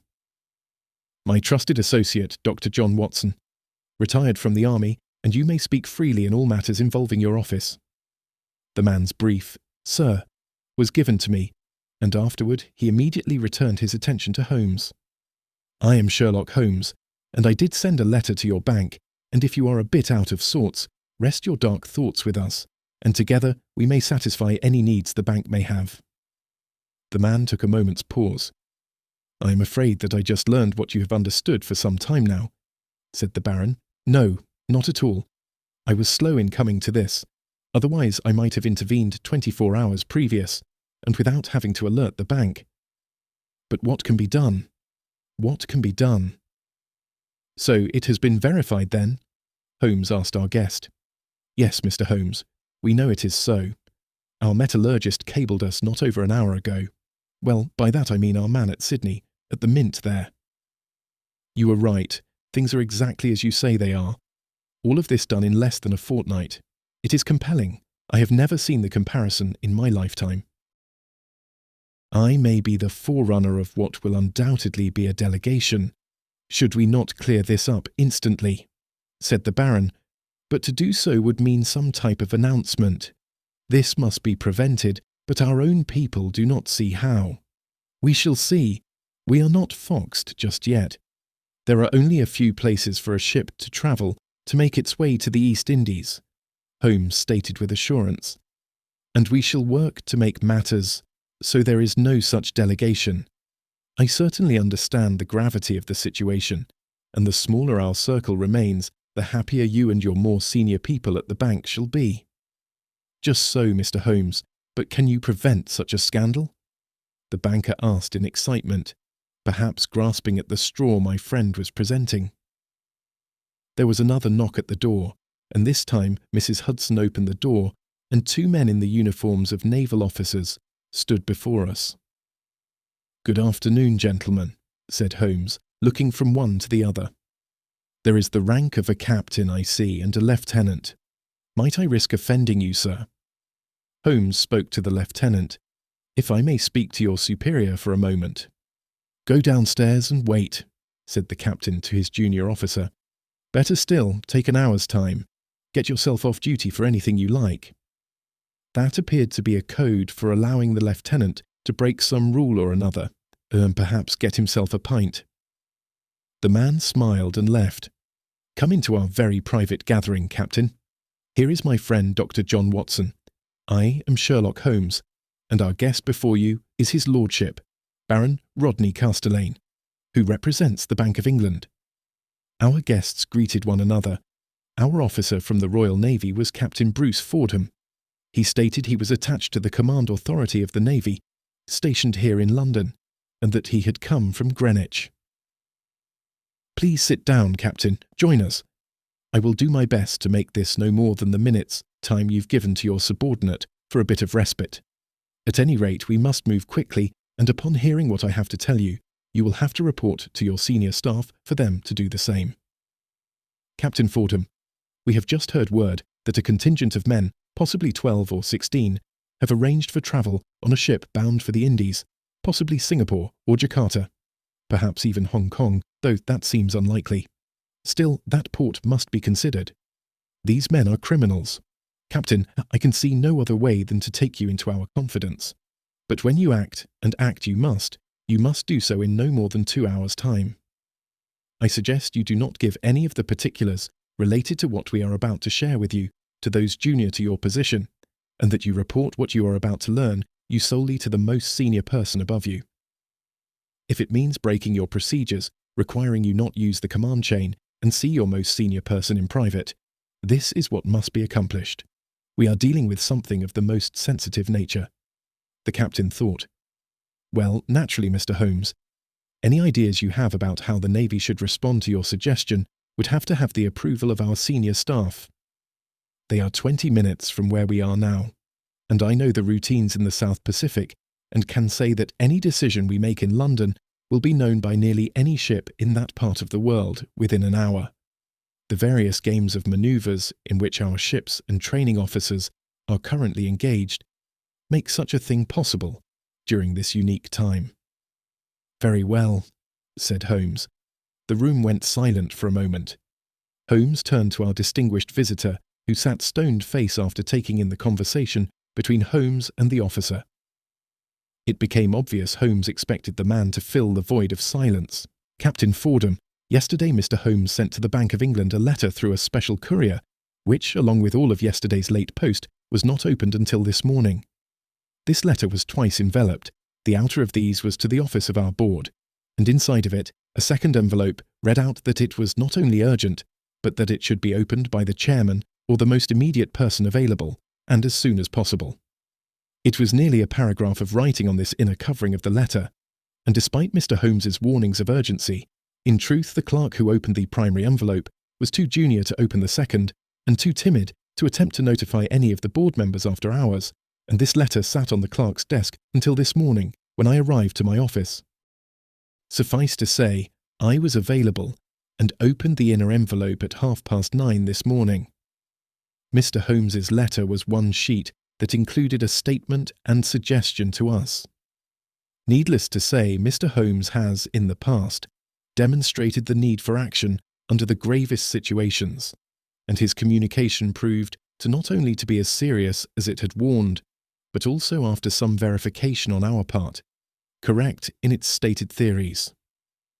A group of men over time has successfully worked to rob the Mint at Sydney of a vast amount of gold, and here, Captain, we must be discreet. The gold that was robbed was from the mines near the Sydney Mint, and the robbery was committed after the refinement process was completed, but before the purified gold was used for its intended purpose, the minting of coin of the realm. Both Captain Fordham and I bolted in our chairs at this pronouncement. While I tell you this, know that our interest is to find these men and recover the stolen bullion in whatever form it may have been converted. But it is also in our interest this be done in such a way that no one knows of the hunt and capture of these men. The captain took a moment's pause. I see your lordship, but wouldn't the Mint already know the shape and weight of the, well, what? Are they bricks? Wouldn't you know what to look for as they were taken after the smelting process? Those involved in this conspiracy would have stolen the gold, following its extraction from the ore. They have allowed a certain amount of it to move on after the smelting for use in coinage, while they kept back amounts of it, which they would have cooled into a new form, a form of which we have no way of imagining what its look may be. The bank is asking the Navy to become the spearhead of this hunt in the Pacific, and find these men and recapture the gold. If the Navy is able to do this, we at the bank would not have to make any announcement of the matter to the press about the specifics of what happened, and we would work as best we could to place whatever happened in language of general terms, stating there was a failed criminal action, which would be interesting to members of the public, but would not cause any loss of faith in the bank's ability to oversee its responsibilities. Naturally, I will report your lordship's concern and suggestion at once, and I understand what you mean, and I think, perhaps, that we should go through the office of Her Royal Highness, and from there agree upon orders to be cabled to Sydney. I am too junior to make these promises, but I do report to Rear Admiral Pennington, as I am on his staff. That is probably why I was sent here to this meeting. No, you do not understand, Captain. Obviously, we are going to have to alert someone senior in your department who can give signals to the Royal Navy in the region of Oceanna, but we cannot go through the offices of any of the royal family, and especially not Her Royal Highness. The gold that was stolen was for the casting of sovereigns in celebration of the Jubilee, which will soon be upon us. These are special sovereigns and half-sovereigns, bearing the likeness of Her Majesty on the obverse of each of these, with the George slaying the dragon's depiction engraved on the reverse.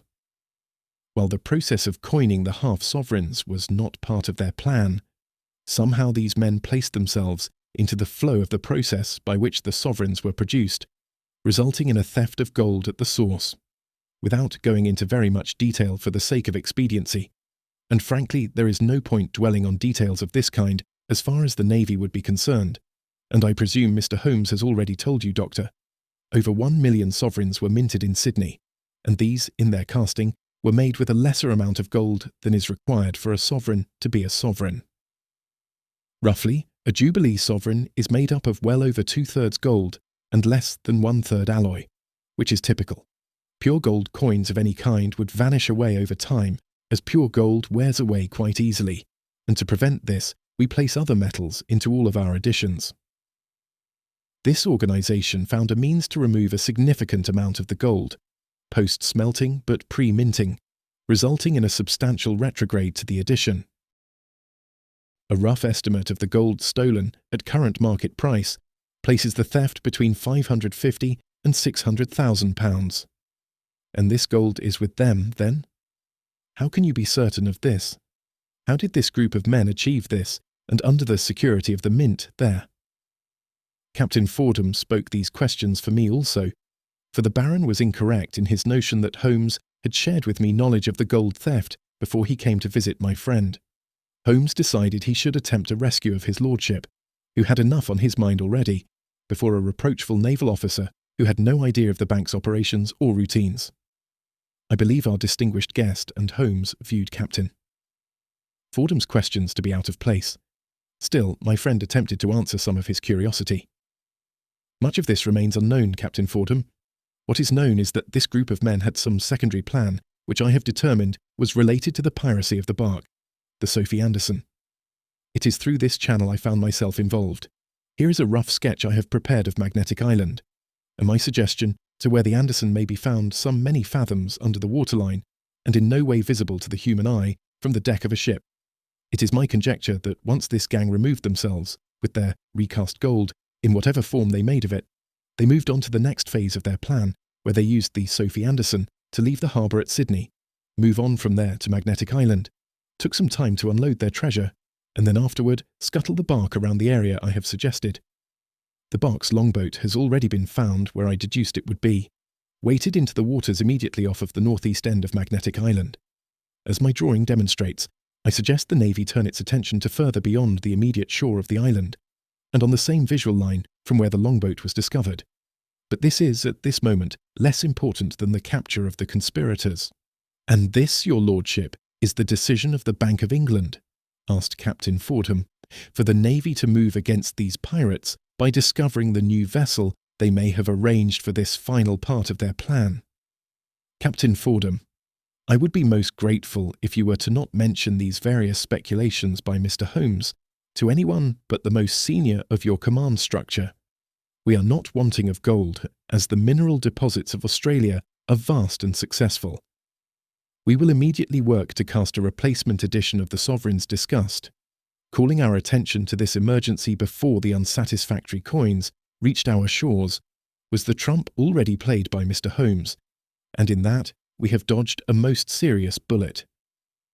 The Jubilee edition sovereigns, originally to be distributed 2 weeks from now, will now be distributed in 1 month's time. The bank will still have time to have the mint in Australia cast new coins, and we will place them into circulation before the June event celebrating Her Majesty's 50th year as reigning sovereign.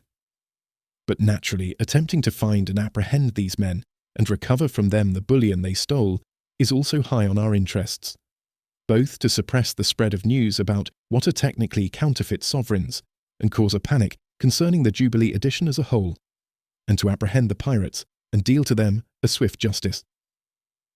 Then, Baron, I will take up no more time here, and I will return to the office of my superior, who serves immediately under Sir William Martin, and he will most certainly make a sound judgment in this matter." Captain Fordham said as he stood. His lordship rose. "The name of that officer gives me much assurance, Captain." "Thank you," he said to the man. "Mr. Holmes, Dr. Watson." Captain Fordham let himself out. "I do have several questions for you, sir," the peer said to Holmes, "but I have much to do at my office. I suggest, then, your lordship does those immediate things necessary to meet the urgencies you mentioned a moment ago, and make arrangements to join with me at the British Oceanic Insurance Company, which is located not far from your bank and on the same street." "Yes, sir, that office is some blocks from the bank and not too far away." Holmes took a moment to reflect, gazing toward his chemicals. "Tomorrow, I shall come over to the bank, and together we might visit our friends at British Oceanic." Part 5. Of the Seal and its Secrets. This afternoon took a decidedly alternate turn from where I thought the loss of the bark, Sophy Anderson, would take us, I said to my friend, once we were alone in his sitting room. "It travelled in quite a different direction than you surmised, but certainly a path that shall bestow a reward. At least in our hopes these modern-day pirates might be captured and brought to their collective doom." Sherlock Holmes smiled at me as he stirred the fire. "And the gold? How did you get there? That is something these papers relating to Sophy Anderson could not have provided to you on their face value. It defies all leap of imagination. There you must confess what you have done." I was feeling rueful.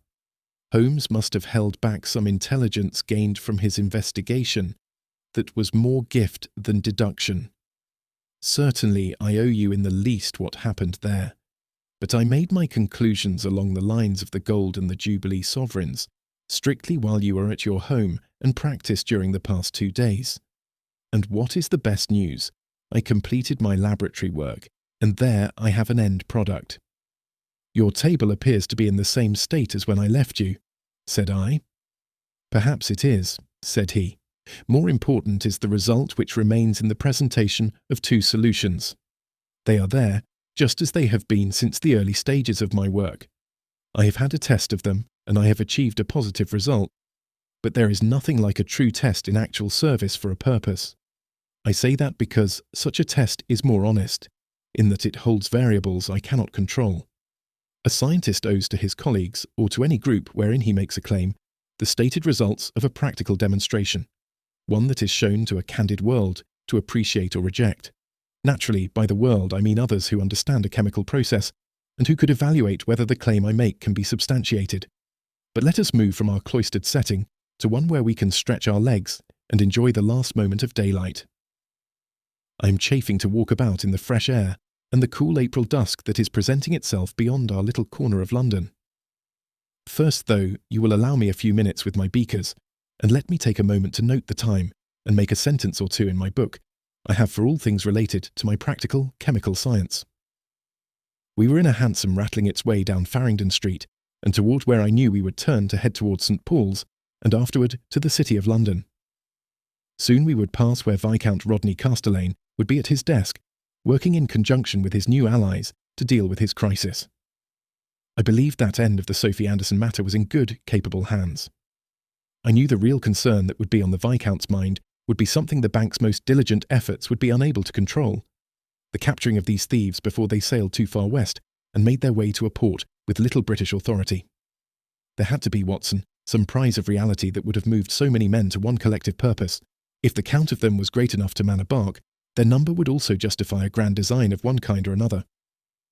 Whatever the takings, they had to justify months of planning and the need for a ship. and because the naval presence was built up in that region of the Pacific, it did give me pause to consider what may have been going on nearby in relation to my idea of such a valuable prize. But that was not how I went about determining what these men were after. There was, on the London side of the matter, a large inaccuracy which could only have been the result of someone at British Oceanic working to either mastermind the effort or perform certain acts in aid of the conspiracy. And it will gratify you to know that I am not all omniscient in what is still the fully unsolved portion of this London side of things. There is still a piece missing from my solution, though I suspect to have it shortly. And as a matter of fact, I am currently inclined to single out one specific person who is at the heart of this. But I will put that off for a while longer, and you will allow me to keep that one card in my vest until I spring my trap. Holmes, this means, as you have more than once implied, that you have understood something from the moment we received the file from Camden and Keith. Speaking with Bestwood and Raymar, I learned what I believed to be obvious, that this seal, which is kept by the senior clerk, is his alone to use, and should another use it, such an event is not only contra to BOIC policy, but it is the hallmark of wrongful deed. And you knew someone had used the seal improperly. From the day after you made your tracings at the museum, you had before you this clue. Which I failed to notice, I asked Holmes. Which you failed to notice. March 27th was a Sunday. I thought to myself, and admitted I was at a loss to take in his meaning. March the 27th, a Sunday, I repeated to my friend. Think, Watson, think. The firm is not open on Sundays. There is no way Bestwood would ever prepare his seal with that date, using his bits of wood to fill into his space for the numbered date as shown on that stamp of his. And yet there it was, staring us square in the eyes as we read through the file. The list of crew members dated March 27th could not have been a document that moved through the offices of the company in correct fashion. It had to be a document which played no part in the process and was therefore inserted into the file by person unknown, for a reason to cover up one or perhaps two names of those who crewed Sophy Anderson. I sat silently in the open half-carriage as it made its way to the city. The naval presence became one more piece of datum, joining others and creating the picture of a carefully planned criminal conspiracy. A group of men and a bark, a need for a vast hold for transport, someone in London a part of the scheme, a ship, a hold, several men, and a man who would have worked the business side of the conspiracy. The goal had to be immense. And the other piece, the work involved in an attempt to discredit the report of James Cord. I reminded Holmes where he and I last left the conversation about his discoveries. Yes, that is where we left our discussion, before one matter of practical necessity fell upon another. I am sorry for that, but it would be nothing more than an academic exercise were I not to have acted in the manner I have. Should I have only contacted our client and not the authorities, what would that matter be at this point? The matter was handed to me by Oceanic as one of whether I could upset the status quo, and I could not. The company was on the edge of having to pay, and could I show the bark was still a viable thing, able to do its work, or was it by any definition, meaning any definition from an insurance point of view, a loss? But what if that had been her planned criminal aim from the beginning, made so by our pirate friends? What if at the outset she was doomed? The Andersons' loss was a fait accompli. Are you saying your participation was planned? That you were sent on a fool's errand by someone working for Oceanic who was also part of the plot? Rather unimportant, really. The company might have called in one of a dozen such men or firms in London who do this sort of thing. I took it on because of the interesting nature of such a large vessel disappearing, and how could that be possible? Also, the bark's disappearance and reappearance was a weird happening, and I am attracted to such mysteries. But I do not believe I was anyone's catspaw. This doesn't have that sort of feel to it. I think if my work wasn't part of the genuine desires of a force for good at Oceanic, there was something else to it. Calling in someone for this kind of thing is very typical. Before paying out what would have to be a small fortune to the claimants, a detective's report would be standard business practice. Business practices again, Holmes.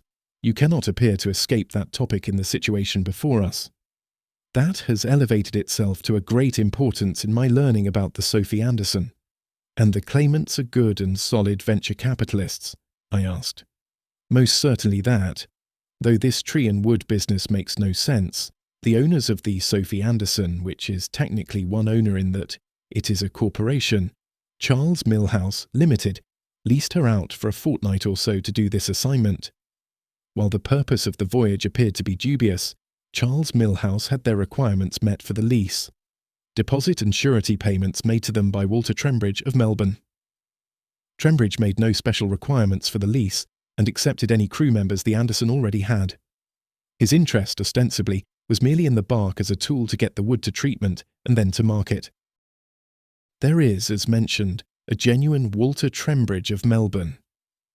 He is a recluse who finances certain ventures through his attorney there in Australia. But Trembridge uses the Overland Telegraph in Melbourne and does not own any special communications, so it's a one-way information system. When Charles Millhouse got a proposal for leasing the Anderson, from whom they thought to be Trembridge, and he was known, and his bona fides were shown, meaning his money position was real, they let him the bark for a couple of weeks to do his wood business. As would be expected of most recluse investors, Trembridge didn't come out to the port at Sydney to see Sophy Anderson off or anything like that, which we now understand would not be possible, as in reality, Trembridge knew nothing about any of this. The solicitor representing the believed to be Trembridge was a phony, and his was an accommodation address.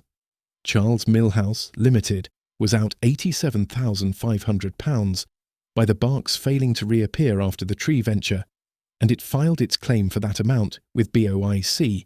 As an aside, Charles Millhouse Limited naturally expected Walter Trembridge to want monies from the various losses he suffered from a venture that not only failed, but one where he had a list of losses from the payments he made at the outset and the profits from the products he could not expect to materialise now that Sophy Anderson had vanished along with his precious tree woods.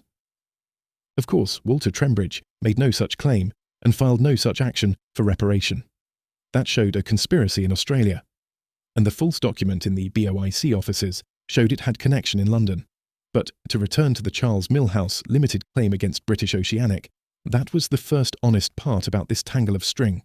An investor insuring something, that something is stolen or pirated if you wish, and the investor wants their insurance money. BOIC has 30 days in which it has to pay Charles Millhouse, and BOIC attempts to determine whether the something is gone forever or hiding in plain sight somewhere in the world. It gathers reports and searches for evidence and comes up empty. Soon it will have to pay up, so it makes one last-ditch effort to locate the something. I nodded agreement and stated to him, "You read the reports and understood which was honest and which was sand being thrown into the faces of those who would review them. You realised there was a designed, organised plan to lead readers of the Cord sighting to pivot away from that report to the so-called more reliable statements of Ornronda and Backer, and of this Aaron. And in this, allow yourself the one grain of truth involved was that the bark indeed went to the northern coast of Queensland." Of that there was no doubt. The use of the Anderson was from all serving in the region very above board. The stated venture, though absurd, gave the ship a sound reason for being where she was. Shipmates' gossip of these ventures during the time of their formation does get around at various pubs and rooming establishments and other gathering places for seamen, and the crew of one ship eventually sees another ship and makes comments among themselves. There's the Sophy Anderson, bound for somewhere on the coast, loading up with woods for some rich men in the Indies. In this way, the plan did include making this voyage one that could be appreciated by those who did not make the same considerations I had made about it being a venture a reasonable investor would never take on. And why should such men fuss about the plan anyway? Why would an ordinary seaman think more than once, if at all, about the details of a crew being formed to achieve a sea voyage? The only interest these men have is, how long is the voyage, where are they going, and how much will they be paid? And such men probably never get all of the specifics related to these voyages. They're not paid to ask any of the questions that ran through my mind. Our carriage had moved into the first businesses on the west end of the City of London, and slowed as our coachman allowed for new traffic, bottled up at where the Underground was making some new expansion that affected the street above it. Opposing lanes became one lane, and in the distance a constable assigned to the street was directing each vehicle to take its turn on the passage of road. "How did you get on to the gold?" I asked Holmes. This was over my sending out a series of cables and receiving their responses, and sending out more still, during over a day and a half, and it kept me awake throughout. What was there in Australia that would have required an organisation of at least a dozen men? If the number was that great, there had to be a plan with a timetable. What was the plan? What was the timetable? For Watson, if we have a timetable, then we have a moment where this began, and such a moment of the beginning of a conspiracy must link to a moment in world events. Do you follow? I am not certain I do. Why cannot a conspiracy form itself for the purpose of general wrongful conduct, a group of thieves who are a gang? Not when it would involve a bark which is identifiable and cannot elude observation and chase by naval authorities. I dare say there are plenty of East Asian pirates who operate throughout the Malaysian peninsula, but these pirates use smaller vessels, prey upon their own, and hide in harbours where what serves as a local authority there might give them succour from either pressure put against them or a bribe.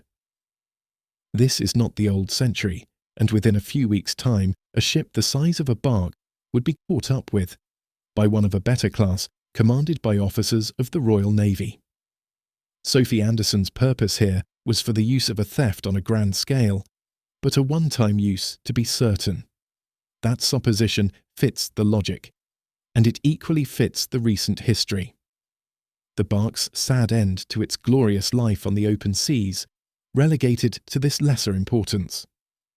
The Andersons' officer corps and a few specialists were shaped like so much putty, and the list of the names of the crew had to be hid from the world of official transcript.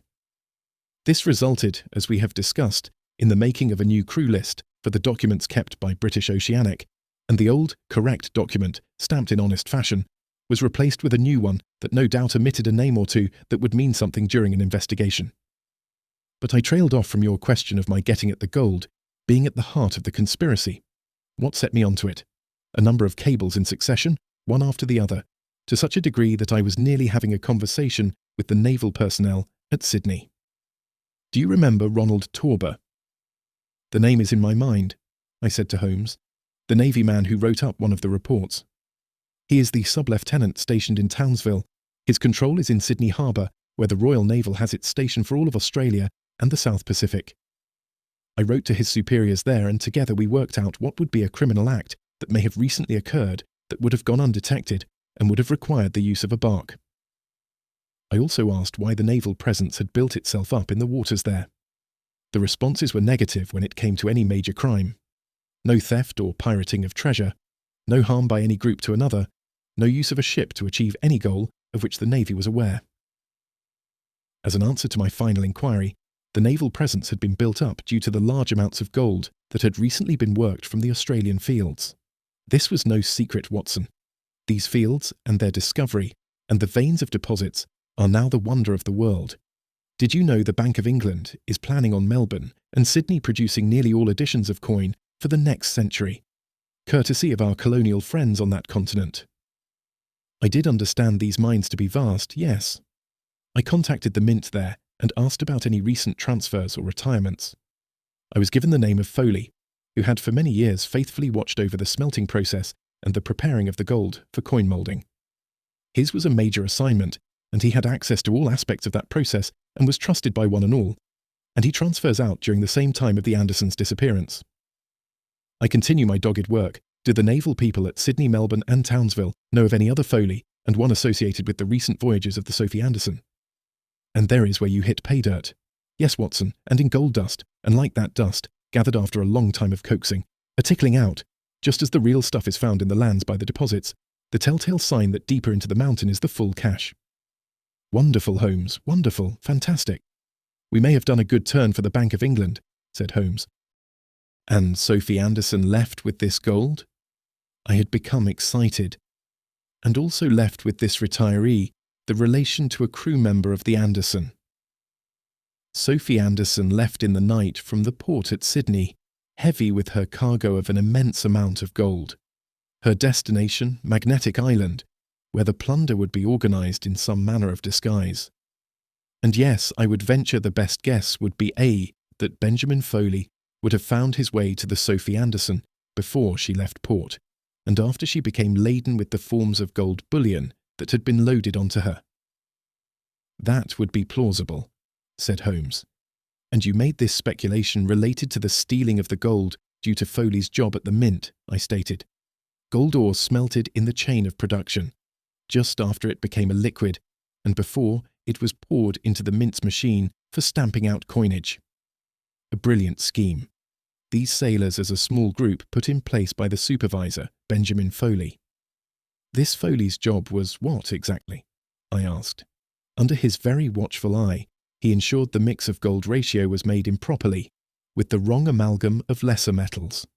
The Bank of England's requirements that 2/3 gold to 1/3 base metals became the reverse, and the 1/3 gold meant for each new sovereign, minted for Her Majesty's upcoming semi-centennial, was, presumably, cast into a set of forms that produced movable shapes that were in fact ingots, and under the pretended diligent eyes of Foley, these ingots were removed from the mint, stacked, and eventually moved nearby to the Sophy Anderson. All of this done in some manner that placed a new phase of the process in between the smelting of the ore and the flow of the gold to where it is poured into the machine for stamping out a given edition. The records of the mint show Benjamin P. Foley planned a resignation.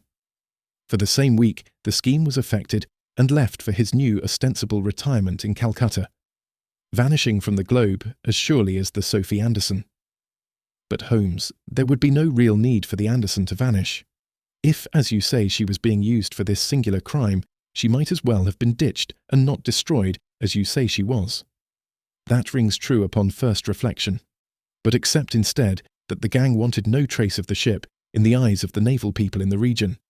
Just as dead men tell no tales, foundered ships do the same. How could this group of men sit in a bay of an obscure island, hoping a new ship would come along and find them and their ingots, and give to them passage with room for cargo?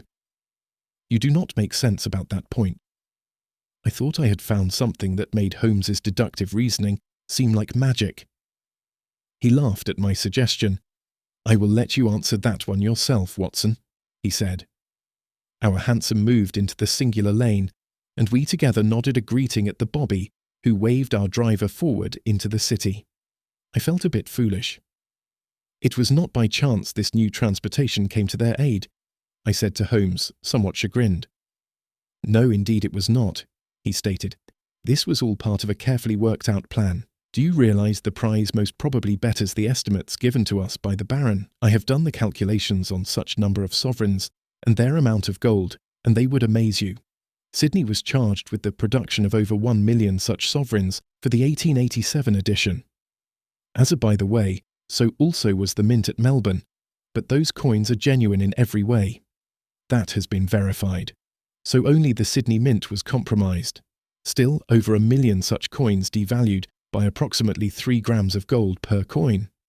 There is, in this edition, very little alloy added to the coin, and it is nearly all solid gold. An exact breakdown was sent to me, and it is technical but not out of your reach. 3 grams multiplied by 1 million coins is 3 million grams of gold. This amount then reshaped in some form of ingots of 450 grams to make up a pound. So, over 6,500 pounds. If this gold were then cast into 5-pound ingots, or similar, anywhere from 10 to 15,000 such ingots would be the approximate version of whatever new form this gold must now be in. I cannot fathom it, Holmes. Yes, it is beyond paper and pencil in some ways. To achieve a theft of this kind is truly brilliant. But how could the gang Foley be a part of keep this up without discovery? Some of this I only based upon deduction, but the responses from Sydney were frustrating from their point of view. As you just learned in my conversation with the good and noble Viscount, I had to act without creating a panic, so my telegrams to the mint there were speculative and did not include my sharing with them the conclusions I was drawing. I only asked them about recent retirements or transfers, and then about Benjamin Foley's duties and the rooms for which he was responsible. What I share with you now I can give to you because Lord Castellane has said my conclusions were accurate. Now that we know the theft was made in the way I have suggested, I can answer you some factors that came into play. First, the conspirators did this at the immediate moment of the post-smelting process. The gang mixed the pure gold with alloy, inaccurately, pouring out some of the gold liquid into some kinds of forms, and these were held back and moved to somewhere else. The gold allowed to move forward was only a 1/3 gold amount into double the usual complement of alloy. In this way the mixture was reversed, not 2/3 gold mixed with 1/3 alloy, but 1/3 gold with 2/3 alloy. And after they were cooled, I suppose the coins were stacked in racks and placed inside of a vault at the mint, and there they were counted in their racks until the addition was completed. Benjamin Foley did his supervisory work, allowing for his men to have access to this post-smelting and pre-coining area, and secretly the ingots were poured and allowed to cool. Second, I did learn as fact, and this should not surprise you, that bringing alloy into the room of mixture adjacent to the smelting was not that carefully guarded. The security people put in place there did not question the movement of these base metals. The amounts were of no matter and not carefully watched. It is the coin count that is obsessed over at the mint, as it was reported to me. 3 men in security there, on shift at the same time, to count the coins and keep track of them, and 1 man only to see to it the liquid gold is accounted for as it moves from smelting to coining. No one there ever conceived someone would have worked to queer their pitch at this part of the production. Third was the speed in which the process occurs. The mint is able to press out 100 sovereigns in 2 minutes. That is 3,000 an hour. That is 36,000 in 12 hours. Over 100,000 in less than 3 days. These men had their impure coins and their ingots made in less than 10 days. And my thoughts led me to wonder about the naval presence. Why were its ships so omnipresent in that part of the world? And as you read yourself, why had the Navy chosen that area to test its junior officers?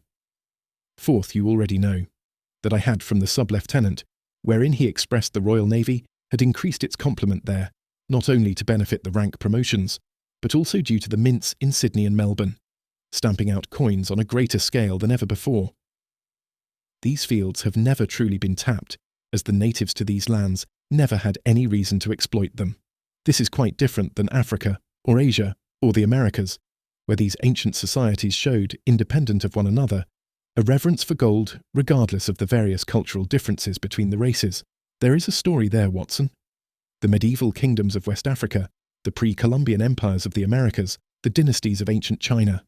So much obsession over gold throughout the foundation of civilizations worldwide, and no one ever having to be told why it is such a wonderful metal. Everyone knows they want it, regardless of their history or geography. And when you had enough of your data for your theorizing, you contacted the bank, but you did so carefully, so you would not cause a panic in the case you happened to be wrong about all of this, I said. Yes, and I took it upon myself to risk losing a full day in my method. You did a masterful stroke, and you made the right choices. For what is it these conspirators get a jump on their escape, compared to your acting blindly and causing a panic and bringing fear to the Jubilee edition of the Sovereigns? Sherlock Holmes returned to me a smile as the hansom ended its drive before the offices of the British Oceanic Insurance Company, Limited. Part 6 of The Marks of a Conspiracy. Gentlemen, Sherlock Holmes said to the clerks he and I had last seen when we visited the company 2 days previous. Both Mr. Besward and Mr. Raymar rose. You are aware, Mr. Besward, that I am on appointment this afternoon. Holmes spoke to the senior clerk. Of course, Mr. Holmes, you and Dr. Watson are most welcome, though it is possible you are early. Please take a seat, and I will return shortly. Holmes smiled as he sat down. So I wonder. It is sometimes the smallest of the small, but when it manifests itself again and again, even where it does so in different forms, the cumulative effect often cannot be ignored. Holmes, you are entertaining too many lines of thought. I know the symptoms by now. I noted the junior clerk was making preparations to end his day of work. He had placed a large covering over the professional typewriter machine Holmes had mentioned earlier that I had failed to notice.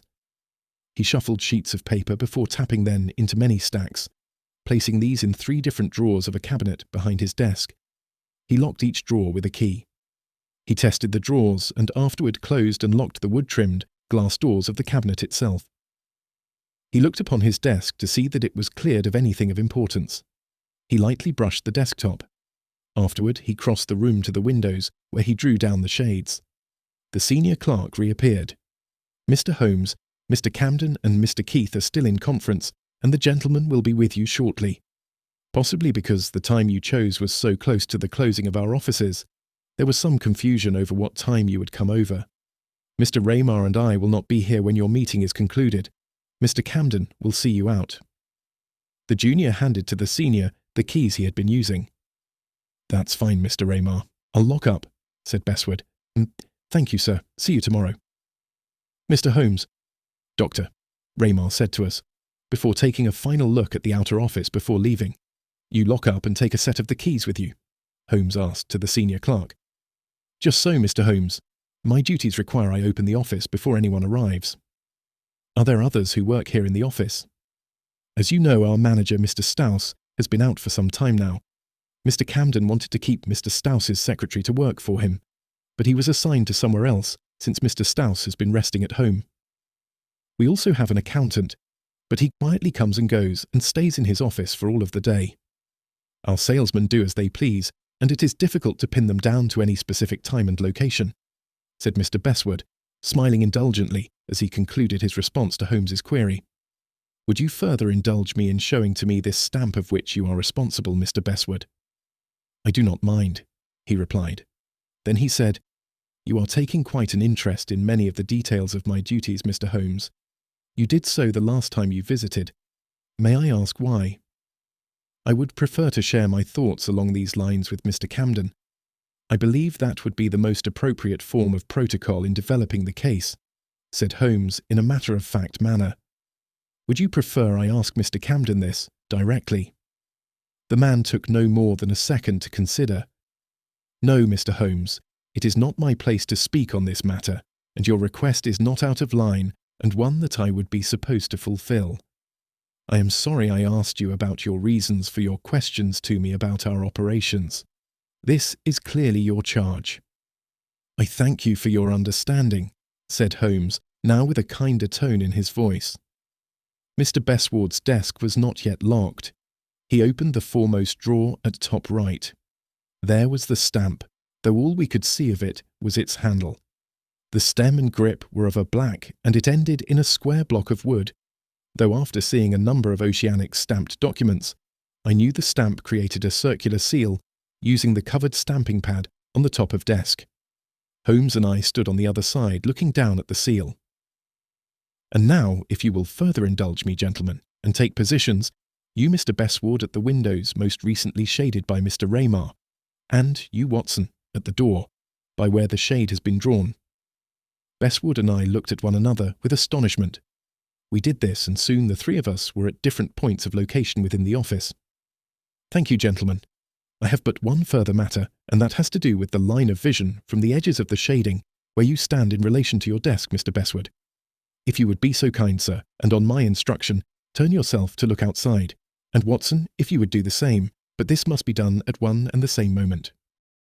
Mr. Bestwood and I looked at one another once more, and if he sought to get from me an expression that would explain my friend's apparent eccentricity, he was at a loss. Holmes faced us, then he said, "We shall use 15 or 20 seconds. Please take this moment to look in as panoramic a view as possible, observing as best you can as much of the street action as possible." This time when Mr. Bestwood looked to me, he was smiling, and I could tell by his reaction that he had simply bowed to the absurdity of all. "Ready?" said the man. "Now," said Holmes. As if the two of us were duelists, we turned from Holmes, used a hand to push aside the shade before us, and perused the street outside. I slowly panned from left to right what I could see outside the office. I saw nothing more than several people walk past the storefront that was the entrance to the insurance company. Most were the typical men one saw on Threadneedle Street, turned out in their smartest attire. There were also others. A page in uniform delivering telegrams, a newsboy holding many papers, a young lady perhaps on an errand. I ended this scan of the street with the same slow care I began it. In less than 1/2 minute, Holmes asked us to turn and remain where we were. We did so. "From where you stand, can either of you see inside this opened drawer in any way that would have you understand its contents?" Each of us answered in the negative. Even craning my head from where I stood before the door, I could not see into the cavity of the opened drawer. "Thank you. My brief experiment is concluded." We both nodded to Holmes.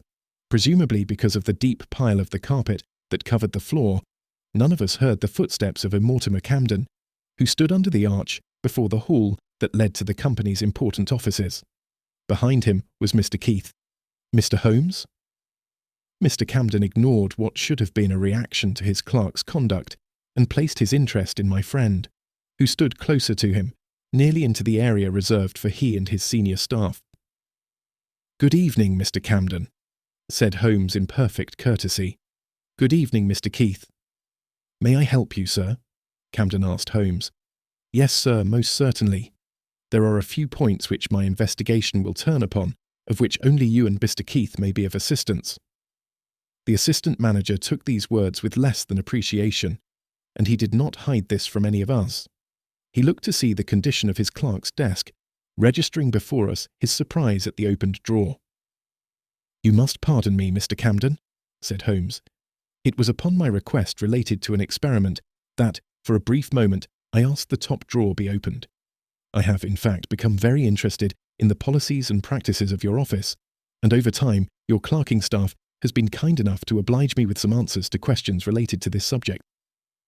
I would have been happy to help you where this was a concern, Mr. Holmes, though in frank honesty I cannot fathom how our office procedures would matter in your discovery of the Sophy Anderson." "I have already discovered the Sophy Anderson, Mr. Camden." His expression lost its look of surprise, replaced with of incredulity.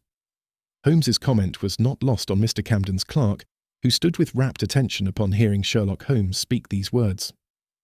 "Mr. Bestward, are your duties ended for the day?" "Yes, sir," answered his senior clerk. "Then it would be time for your end of day." "Yes, sir."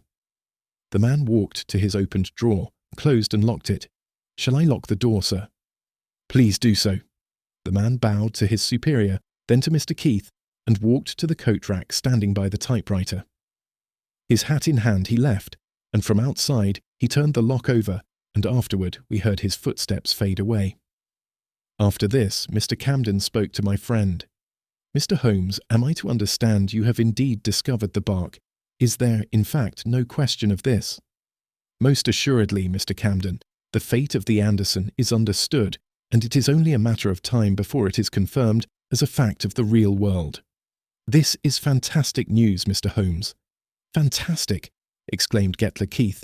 "I wonder, Mr. Camden, whether the duties you expect from me include representing BOIC in the disposition of the bark, now being hunted for off the Australian coast and underwater, near an island that is in Queensland." "Then it is a loss, sir." "Undoubtedly it is a total loss," said Holmes. The man breathed heavily, and his head hung on his shoulders. He stared at his feet for a while. "Yes, Mr. Holmes," said Mr. Camden, seeming to come out from his fog of thoughts, and attempting to regain his control over the circumstance just presented to him. "It shall be this office that acts. By all means, send your conclusive wire to the Navy, and they can expect ours sometime this evening, which for the Pacific Ocean would be dawn tomorrow." "And, Mr. Holmes, if you do not mind, what were you testing when I came into the room? What was this experiment of yours?" "I was concerned for your stamp.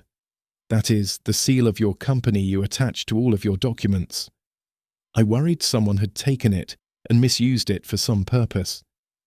I wondered how careful your office had been organized to prevent someone from coming into your office, finding his way to this device and using it for a wrongful design."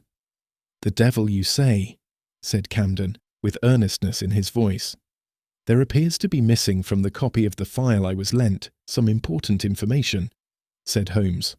"And the particular document in question?" asked Mr. Camden. "There is a document with a list of names on it. It is of the current, regular crew assignment of the Sophy Anderson, at least current as of last beginning of spring, or near that time. If I am correct, there will be on such a list some names of which I have an interest, including the name of Foley. It is vital I find this paper, and I ask that tomorrow, when Mr. Bestward arrives, he do his best, perhaps with the help of Mr. Raymar, to locate this item.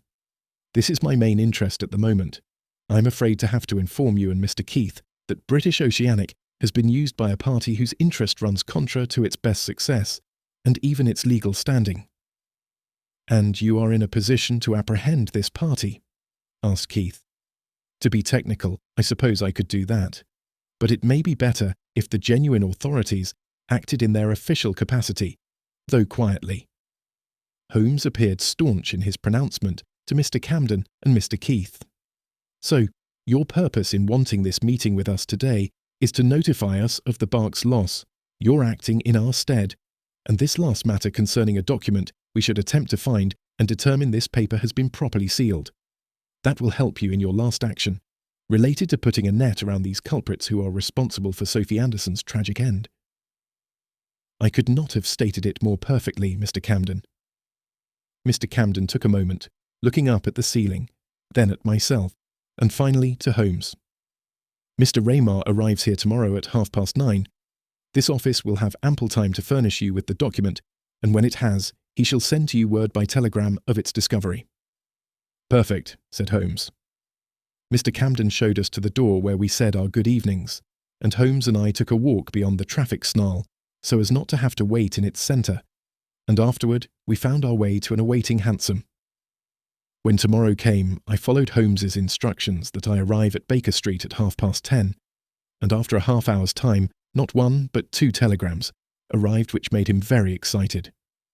After receiving them, we took the Underground to the Bank of England. "Mr. Holmes, Dr. Watson," said the Baron to the both of us as we were ushered into his office. "I hope we come upon a good time for your lordship," said Holmes. "You do indeed, you most certainly do, gentlemen," he said to the both of us with a jovial enthusiasm. "I believe, Baron, we would be in the best position if we left for the precincts of the British Oceanic Insurance Company as soon as possible. Also, I believe it in the best interest of the bank that we bring with us one of your city-dressed security employees, one of those you have on staff here who work on matters concerning forgery and the like. Yes, Mr. Holmes, we have such men in our employ, and I gather you are saying you wish for no uniformed men to be a part of our group." "Just so," answered Holmes, demonstrating the careful nature of his request. "From the Bank of England, we hired from the street a 4-wheeler, as Holmes suggested it was in the interests of all parties concerned that there not be either the Viscount's carriage with crest upon its doors, or even one of the 2 handsome Bank's coaches, kept on the grounds of the establishment. We would wish our interview at the offices of the British Oceanic Insurance Company limited to have as little fanfare as necessary," said Holmes. "I am placing this portion of the matter in your capable hands, Mr. Holmes." "And how are you fielding?" asked Holmes, "with the greater matter?" "We have made a quarantine of the items concerning what you have already suspected were in need of impounding," said the Viscount. "The process for their recasting the sovereigns and separating gold from base metal is not a difficult one. We shall be all square on that account." "I would share with you then, your lordship. I am in fact waylaying you and this gentleman here for a bit of service. There is before us a technical breach of the law, and we hope to convince the man who has perpetrated this gold pirating and engineered the destruction of the Sophy Anderson that, come what may, his patriotism might well align itself with a quiet surrender instead of a full court action. Naturally, I cannot speak for the Metropolitan Constabulary or Her Majesty's High Court of Justice, but should our interested party agree to play ball with us when confronted with how matters have turned against him, we may see some kindness shared around for all to enjoy. If the man involved is able to accept the inevitable, we at the bank may be able to do for him a better placement of his situation than should he fight unnecessarily against the obvious. But regarding the High Court of Justice, you may be just a decade too late there, Mr. Holmes. Before the abolition of the Queen's Bench just, 10 or 12 years ago, discretion was something that could be expected by all parties concerned where the national interests were involved. Now every defendant is given liberty to go at all ends. But I am certain you do not need an old man to wax on about the days gone by." The Baron leaned back in his seat and gave to Holmes a half-smile. It was a fast ride to the offices of British Oceanic, and the 4 of us disembarked and walked into its storefront en masse. Mr. Holmes, said Michael Bestwood, rising from his chair. His junior stayed seated, though the number of us surprised him, and he did stop from his work. He smiled at me, and I him. Holmes continued to look to Bestwood. Mr. Bestwood, I would hope Mr. Camden and Mr. Keith are here. We would appreciate a word. One moment, sir. Let me see if they are available for you, he said. Mr. Raymar, how went your morning? I received your telegram, and it made me very happy. Have you set aside the document in question? Yes, Mr. Holmes. The paper to which you refer was in the file, and I have set it aside. Most excellent, most excellent. Down the hall strode E. Mortimer Camden, followed by Getler Keith and Mr. Bestwood in tow. Mr. Holmes, said Camden from the hallway, and before he entered the space that was the outer office area. Mr. Holmes, what is so interesting, sir? What is it you are about? I did not expect you at this early hour, sir. May I present to you Baron Rodney Castellane, the Viscount Roxbury, of the Privy Council and of the Bank of England. Baron, this is Mr. Eric Mortimer Camden, Assistant Manager and Acting Manager for these offices, and with him Mr. Getler Keith, Manager of the Sydney office of this same firm. And here are Mr. Bestwood, Senior Clerk, and Mr. Raymar, Junior Clerk. The Viscount Roxbury acknowledged the four men who gave a good morning to their guest. Mr. Camden, I am able to proceed with either all of us in attendance or only yourself in attendance. I leave it for you to decide. Sherlock Holmes was deadpan in delivery of this singular sentence. Mr. Camden looked at him with eyes that bore into those of an adversary who had come at another at unawares, seeking some understanding of where he, Holmes, may be going with his offer, and to what end. May I help you to consider, sir, by having you reflect upon this? Holmes handed the man a sheet of paper. I recognized it as the presumably falsified paper from the file we were given, the inaccurately stamped March 27th document that listed the current regular crew members of Sophy Anderson. Holmes did not ask for Mr. Raymar to hand to him the counter to the one Camden now held in his hand, but instead reached over to Raymar's desk and picked it up from where it had lay, presumably placed there by Raymar before we had arrived. He also gave this to Mr. Camden. Gentlemen, said Mr. Camden to the three of his colleagues, I think it is nearly time for lunch. Might I suggest you all take this together and not return until— Mr. Camden looked to Holmes for a lifeline.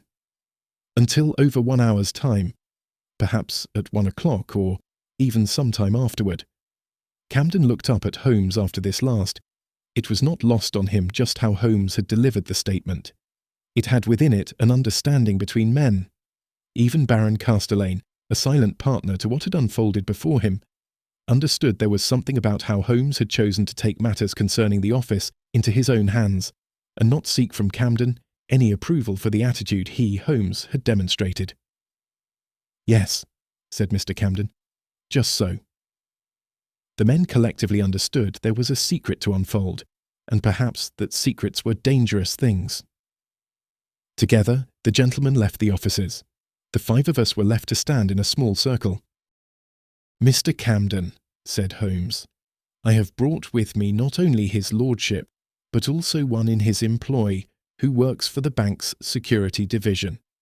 He, like his employer, is discreet, and all of us would prefer a minimum of overt intervention. Shall we agree, then, that you will help us in this matter by accepting we know about your role concerning the gold that was stolen from the mint at Sydney, and your altering documents here at this office to erase, as best you could, any connection between Benjamin Foley of the Sydney Mint and Garnet Foley, his brother and second mate of Sophy Anderson? Mr. Camden looked at Holmes, nearly affronted. Come now, said Holmes.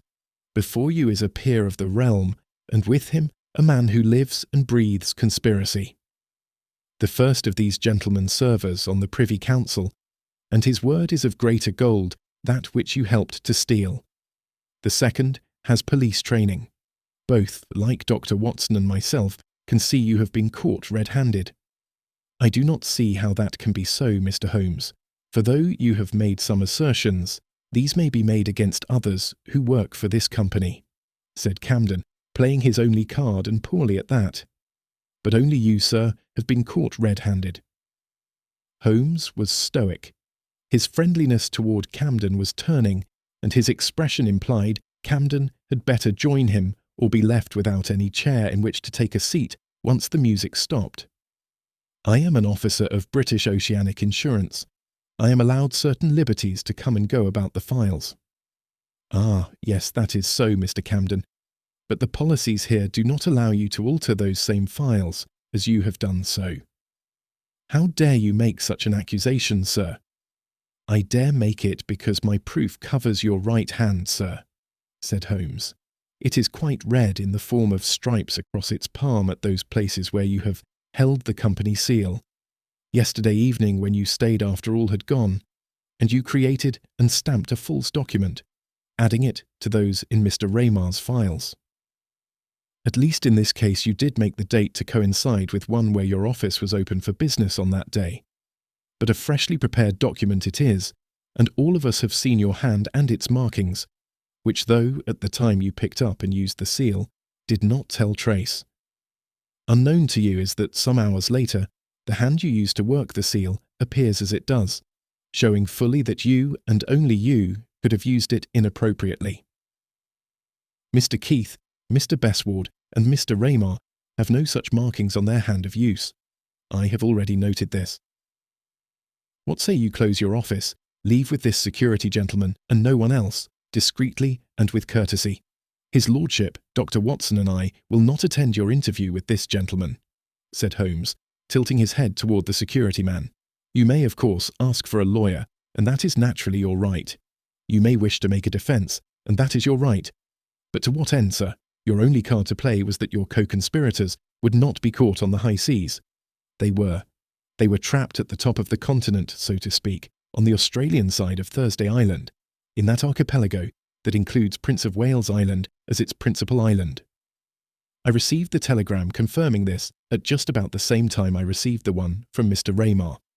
Confirming he found this paper, I asked your office to provide me with this morning. Granted, none of the crew has yet admitted to anything, but their cargo aboard the sailing ship, Catherine Aragon, was shown to be 12 tree trunks that had inside of them thousands of ingots of gold. The Catherine Aragon is currently under escort by the Royal Navy, making its way to Darwin. She and her crew and passengers are all in custody, and this last in custody includes their second mate, Garnet Foley. What say you now, Mr. Camden? It's never too late to make friends for Queen and country.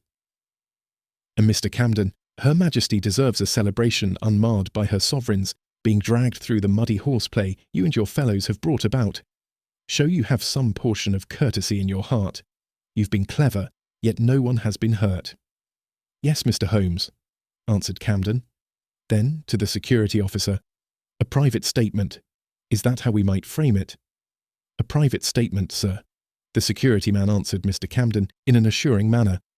Between men, Mr. Camden, you may look to me to settle any private matter that may need taking care of. We want all parties served. Yes, said a dejected E. Mortimer Camden. I would appreciate that, Mr. Holmes.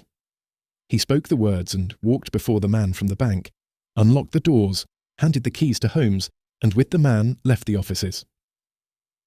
That was unhappy, said Sherlock Holmes. Something of an anticlimax. It does turn that way now and then. Part 7 of The Quest for a Solution. Sherlock Holmes and I had been invited by his lordship to visit the Bank of England and examine the new sovereigns that had arrived from Australia, struck in commemoration of Her Majesty's 50th year as reigning monarch, a celebration soon upon us.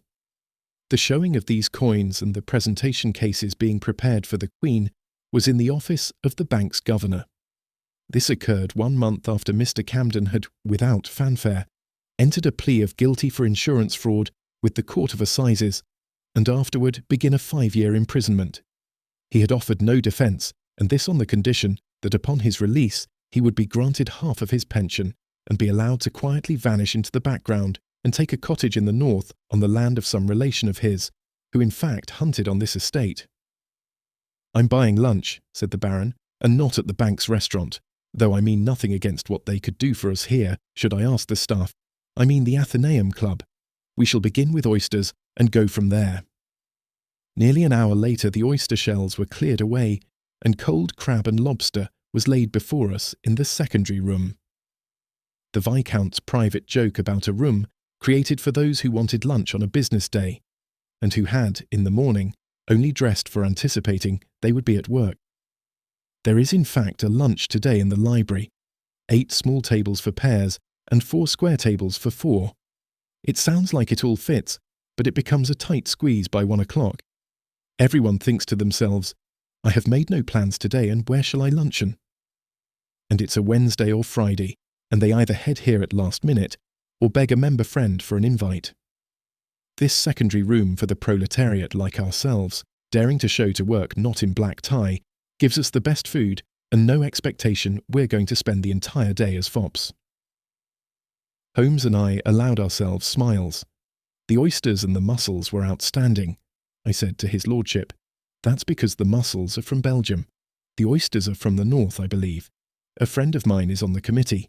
He's the man who dreamed up this Wednesday-Friday thing for men who put on a suit and tie to do their work in the city or Pall Mall. All right, Holmes. His lordship interrupted his discussion of the wonderful food we were enjoying. Let's have it. Why Camden? What happened there? The Baron, not waiting for an answer, reached for and began breaking up a leg of some of the most tender midday lobster I had ever experienced. Yes, indeed, why did he do it? I asked. I thought, Watson, the answer to that would have been obvious. You were there from the start. His lordship may be excused, but you saw many a clue regarding his behaviour and how he must have been viewed by those on the board that made decisions when it came to management. The man cannot copy out the correct address for his boy to find 221 Baker Street and makes it instead 212. He reverses the numerals. He omits the letter B also. He's nervous, he has tics, he never knows what time it is. He makes out this false paper and places the date as a Sunday when the business would be closed. I tell him I am worried about the same document, and he cannot remember whether he made it before, so he makes it again. His superior has a heart condition, and he is not considered the shoe-in candidate to replace him. Though he has served there for years and knows everything there is to know about the London office, they will not gift him with a secretary. Every man of importance in the city has a secretary. He is not only not being given the managerial position, but instead it appears to him, correctly, that the board of directors are moving him out to pasture. Will they give the job to Getler Keith, a man who has been away from the London scene for a few years? Probably yes. Will Bestwood promote to assistant manager? Probably yes. Will everyone's bed be feathered but his own? Probably yes. And each day Camden becomes more frustrated and more miserable. Then one day these Foley brothers create a scheme to steal gold from the mint during the post-smelting process, and they put out feelers to Camden, and the man agrees. Over time he works with the brothers to shape the crew of Sophy Anderson until they have their conspirators. And, as the investigation has revealed, this plan becomes one where one man is retiring, and his brother is slowly promoted to become one of the few officers who command the Sophy Anderson. Why was Sophy Anderson founded on purpose? Asked the Baron. To make certain the transfer of the ingots from her to the Catherine Aragon was effected. You would have noticed that these men operated as a group of families. If you want a larger conspiracy to succeed, you must do this. That's why there was no fear of double cross or abandonment. That is why, when some men left to do various chores such as pose as fishermen or other supposed witnesses, there was never a doubt the others would wait for them. There were only 4 families involved: fathers, brothers, uncles, nephews. It is as though these people took their ideas from the Americans. How do you say so? I have been thinking of some of the conspiracy gangs operating in the United States. Trains, coaches, and banks. Robberies where blood relation is used to ensure a fair distribution of the spoils, and no backstabbing between members, for fear of immediate retribution. Did you know, operating last decade, there was the James, younger family? The Youngers, brothers Robert, John, James and Cole, and brothers Frank and Jesse James. Occasionally bringing in a brother-in-law or others, the Shepherd brothers. Expanding their numbers as needed to accomplish a given plan, but always 2 or more doing different jobs, so no one is left dangling and can be cut off while their backs are turned. I have heard of criminal conspiracies here in England, but these are fathers and sons and not as deeply peopled. said the Baron.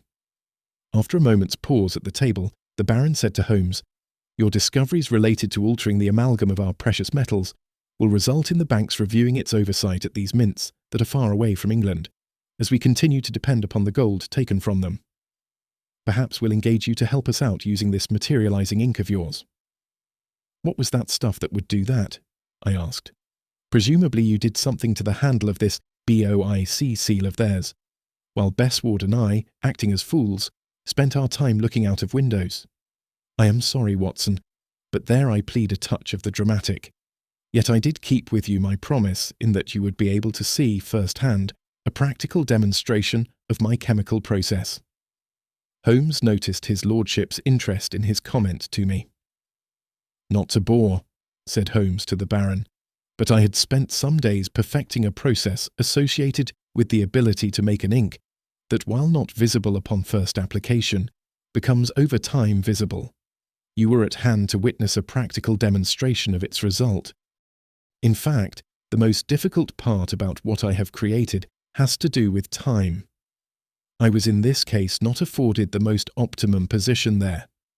Not knowing exactly when Mr. Camden would make the new false document, and then use the seal to stamp it, I had to take a general guess that it would be in the evening after everyone left, and not, as an alternative, his coming in early the following morning to do so. Had he chosen the morning to do so, the ink would have over the many hours become visible upon the handle of the stamp with quite a different result to that day's event. Mr. Camden's using the stamp, then transferring the ink to his hand, though without visual trace, and then that ink, red in colour, becoming visible. I said to Holmes, marvelling at his invention, Mr. Camden would have typed out another version of the crew list, minus the name William Foley, minus other names also. He included some new names for non-existent crew members.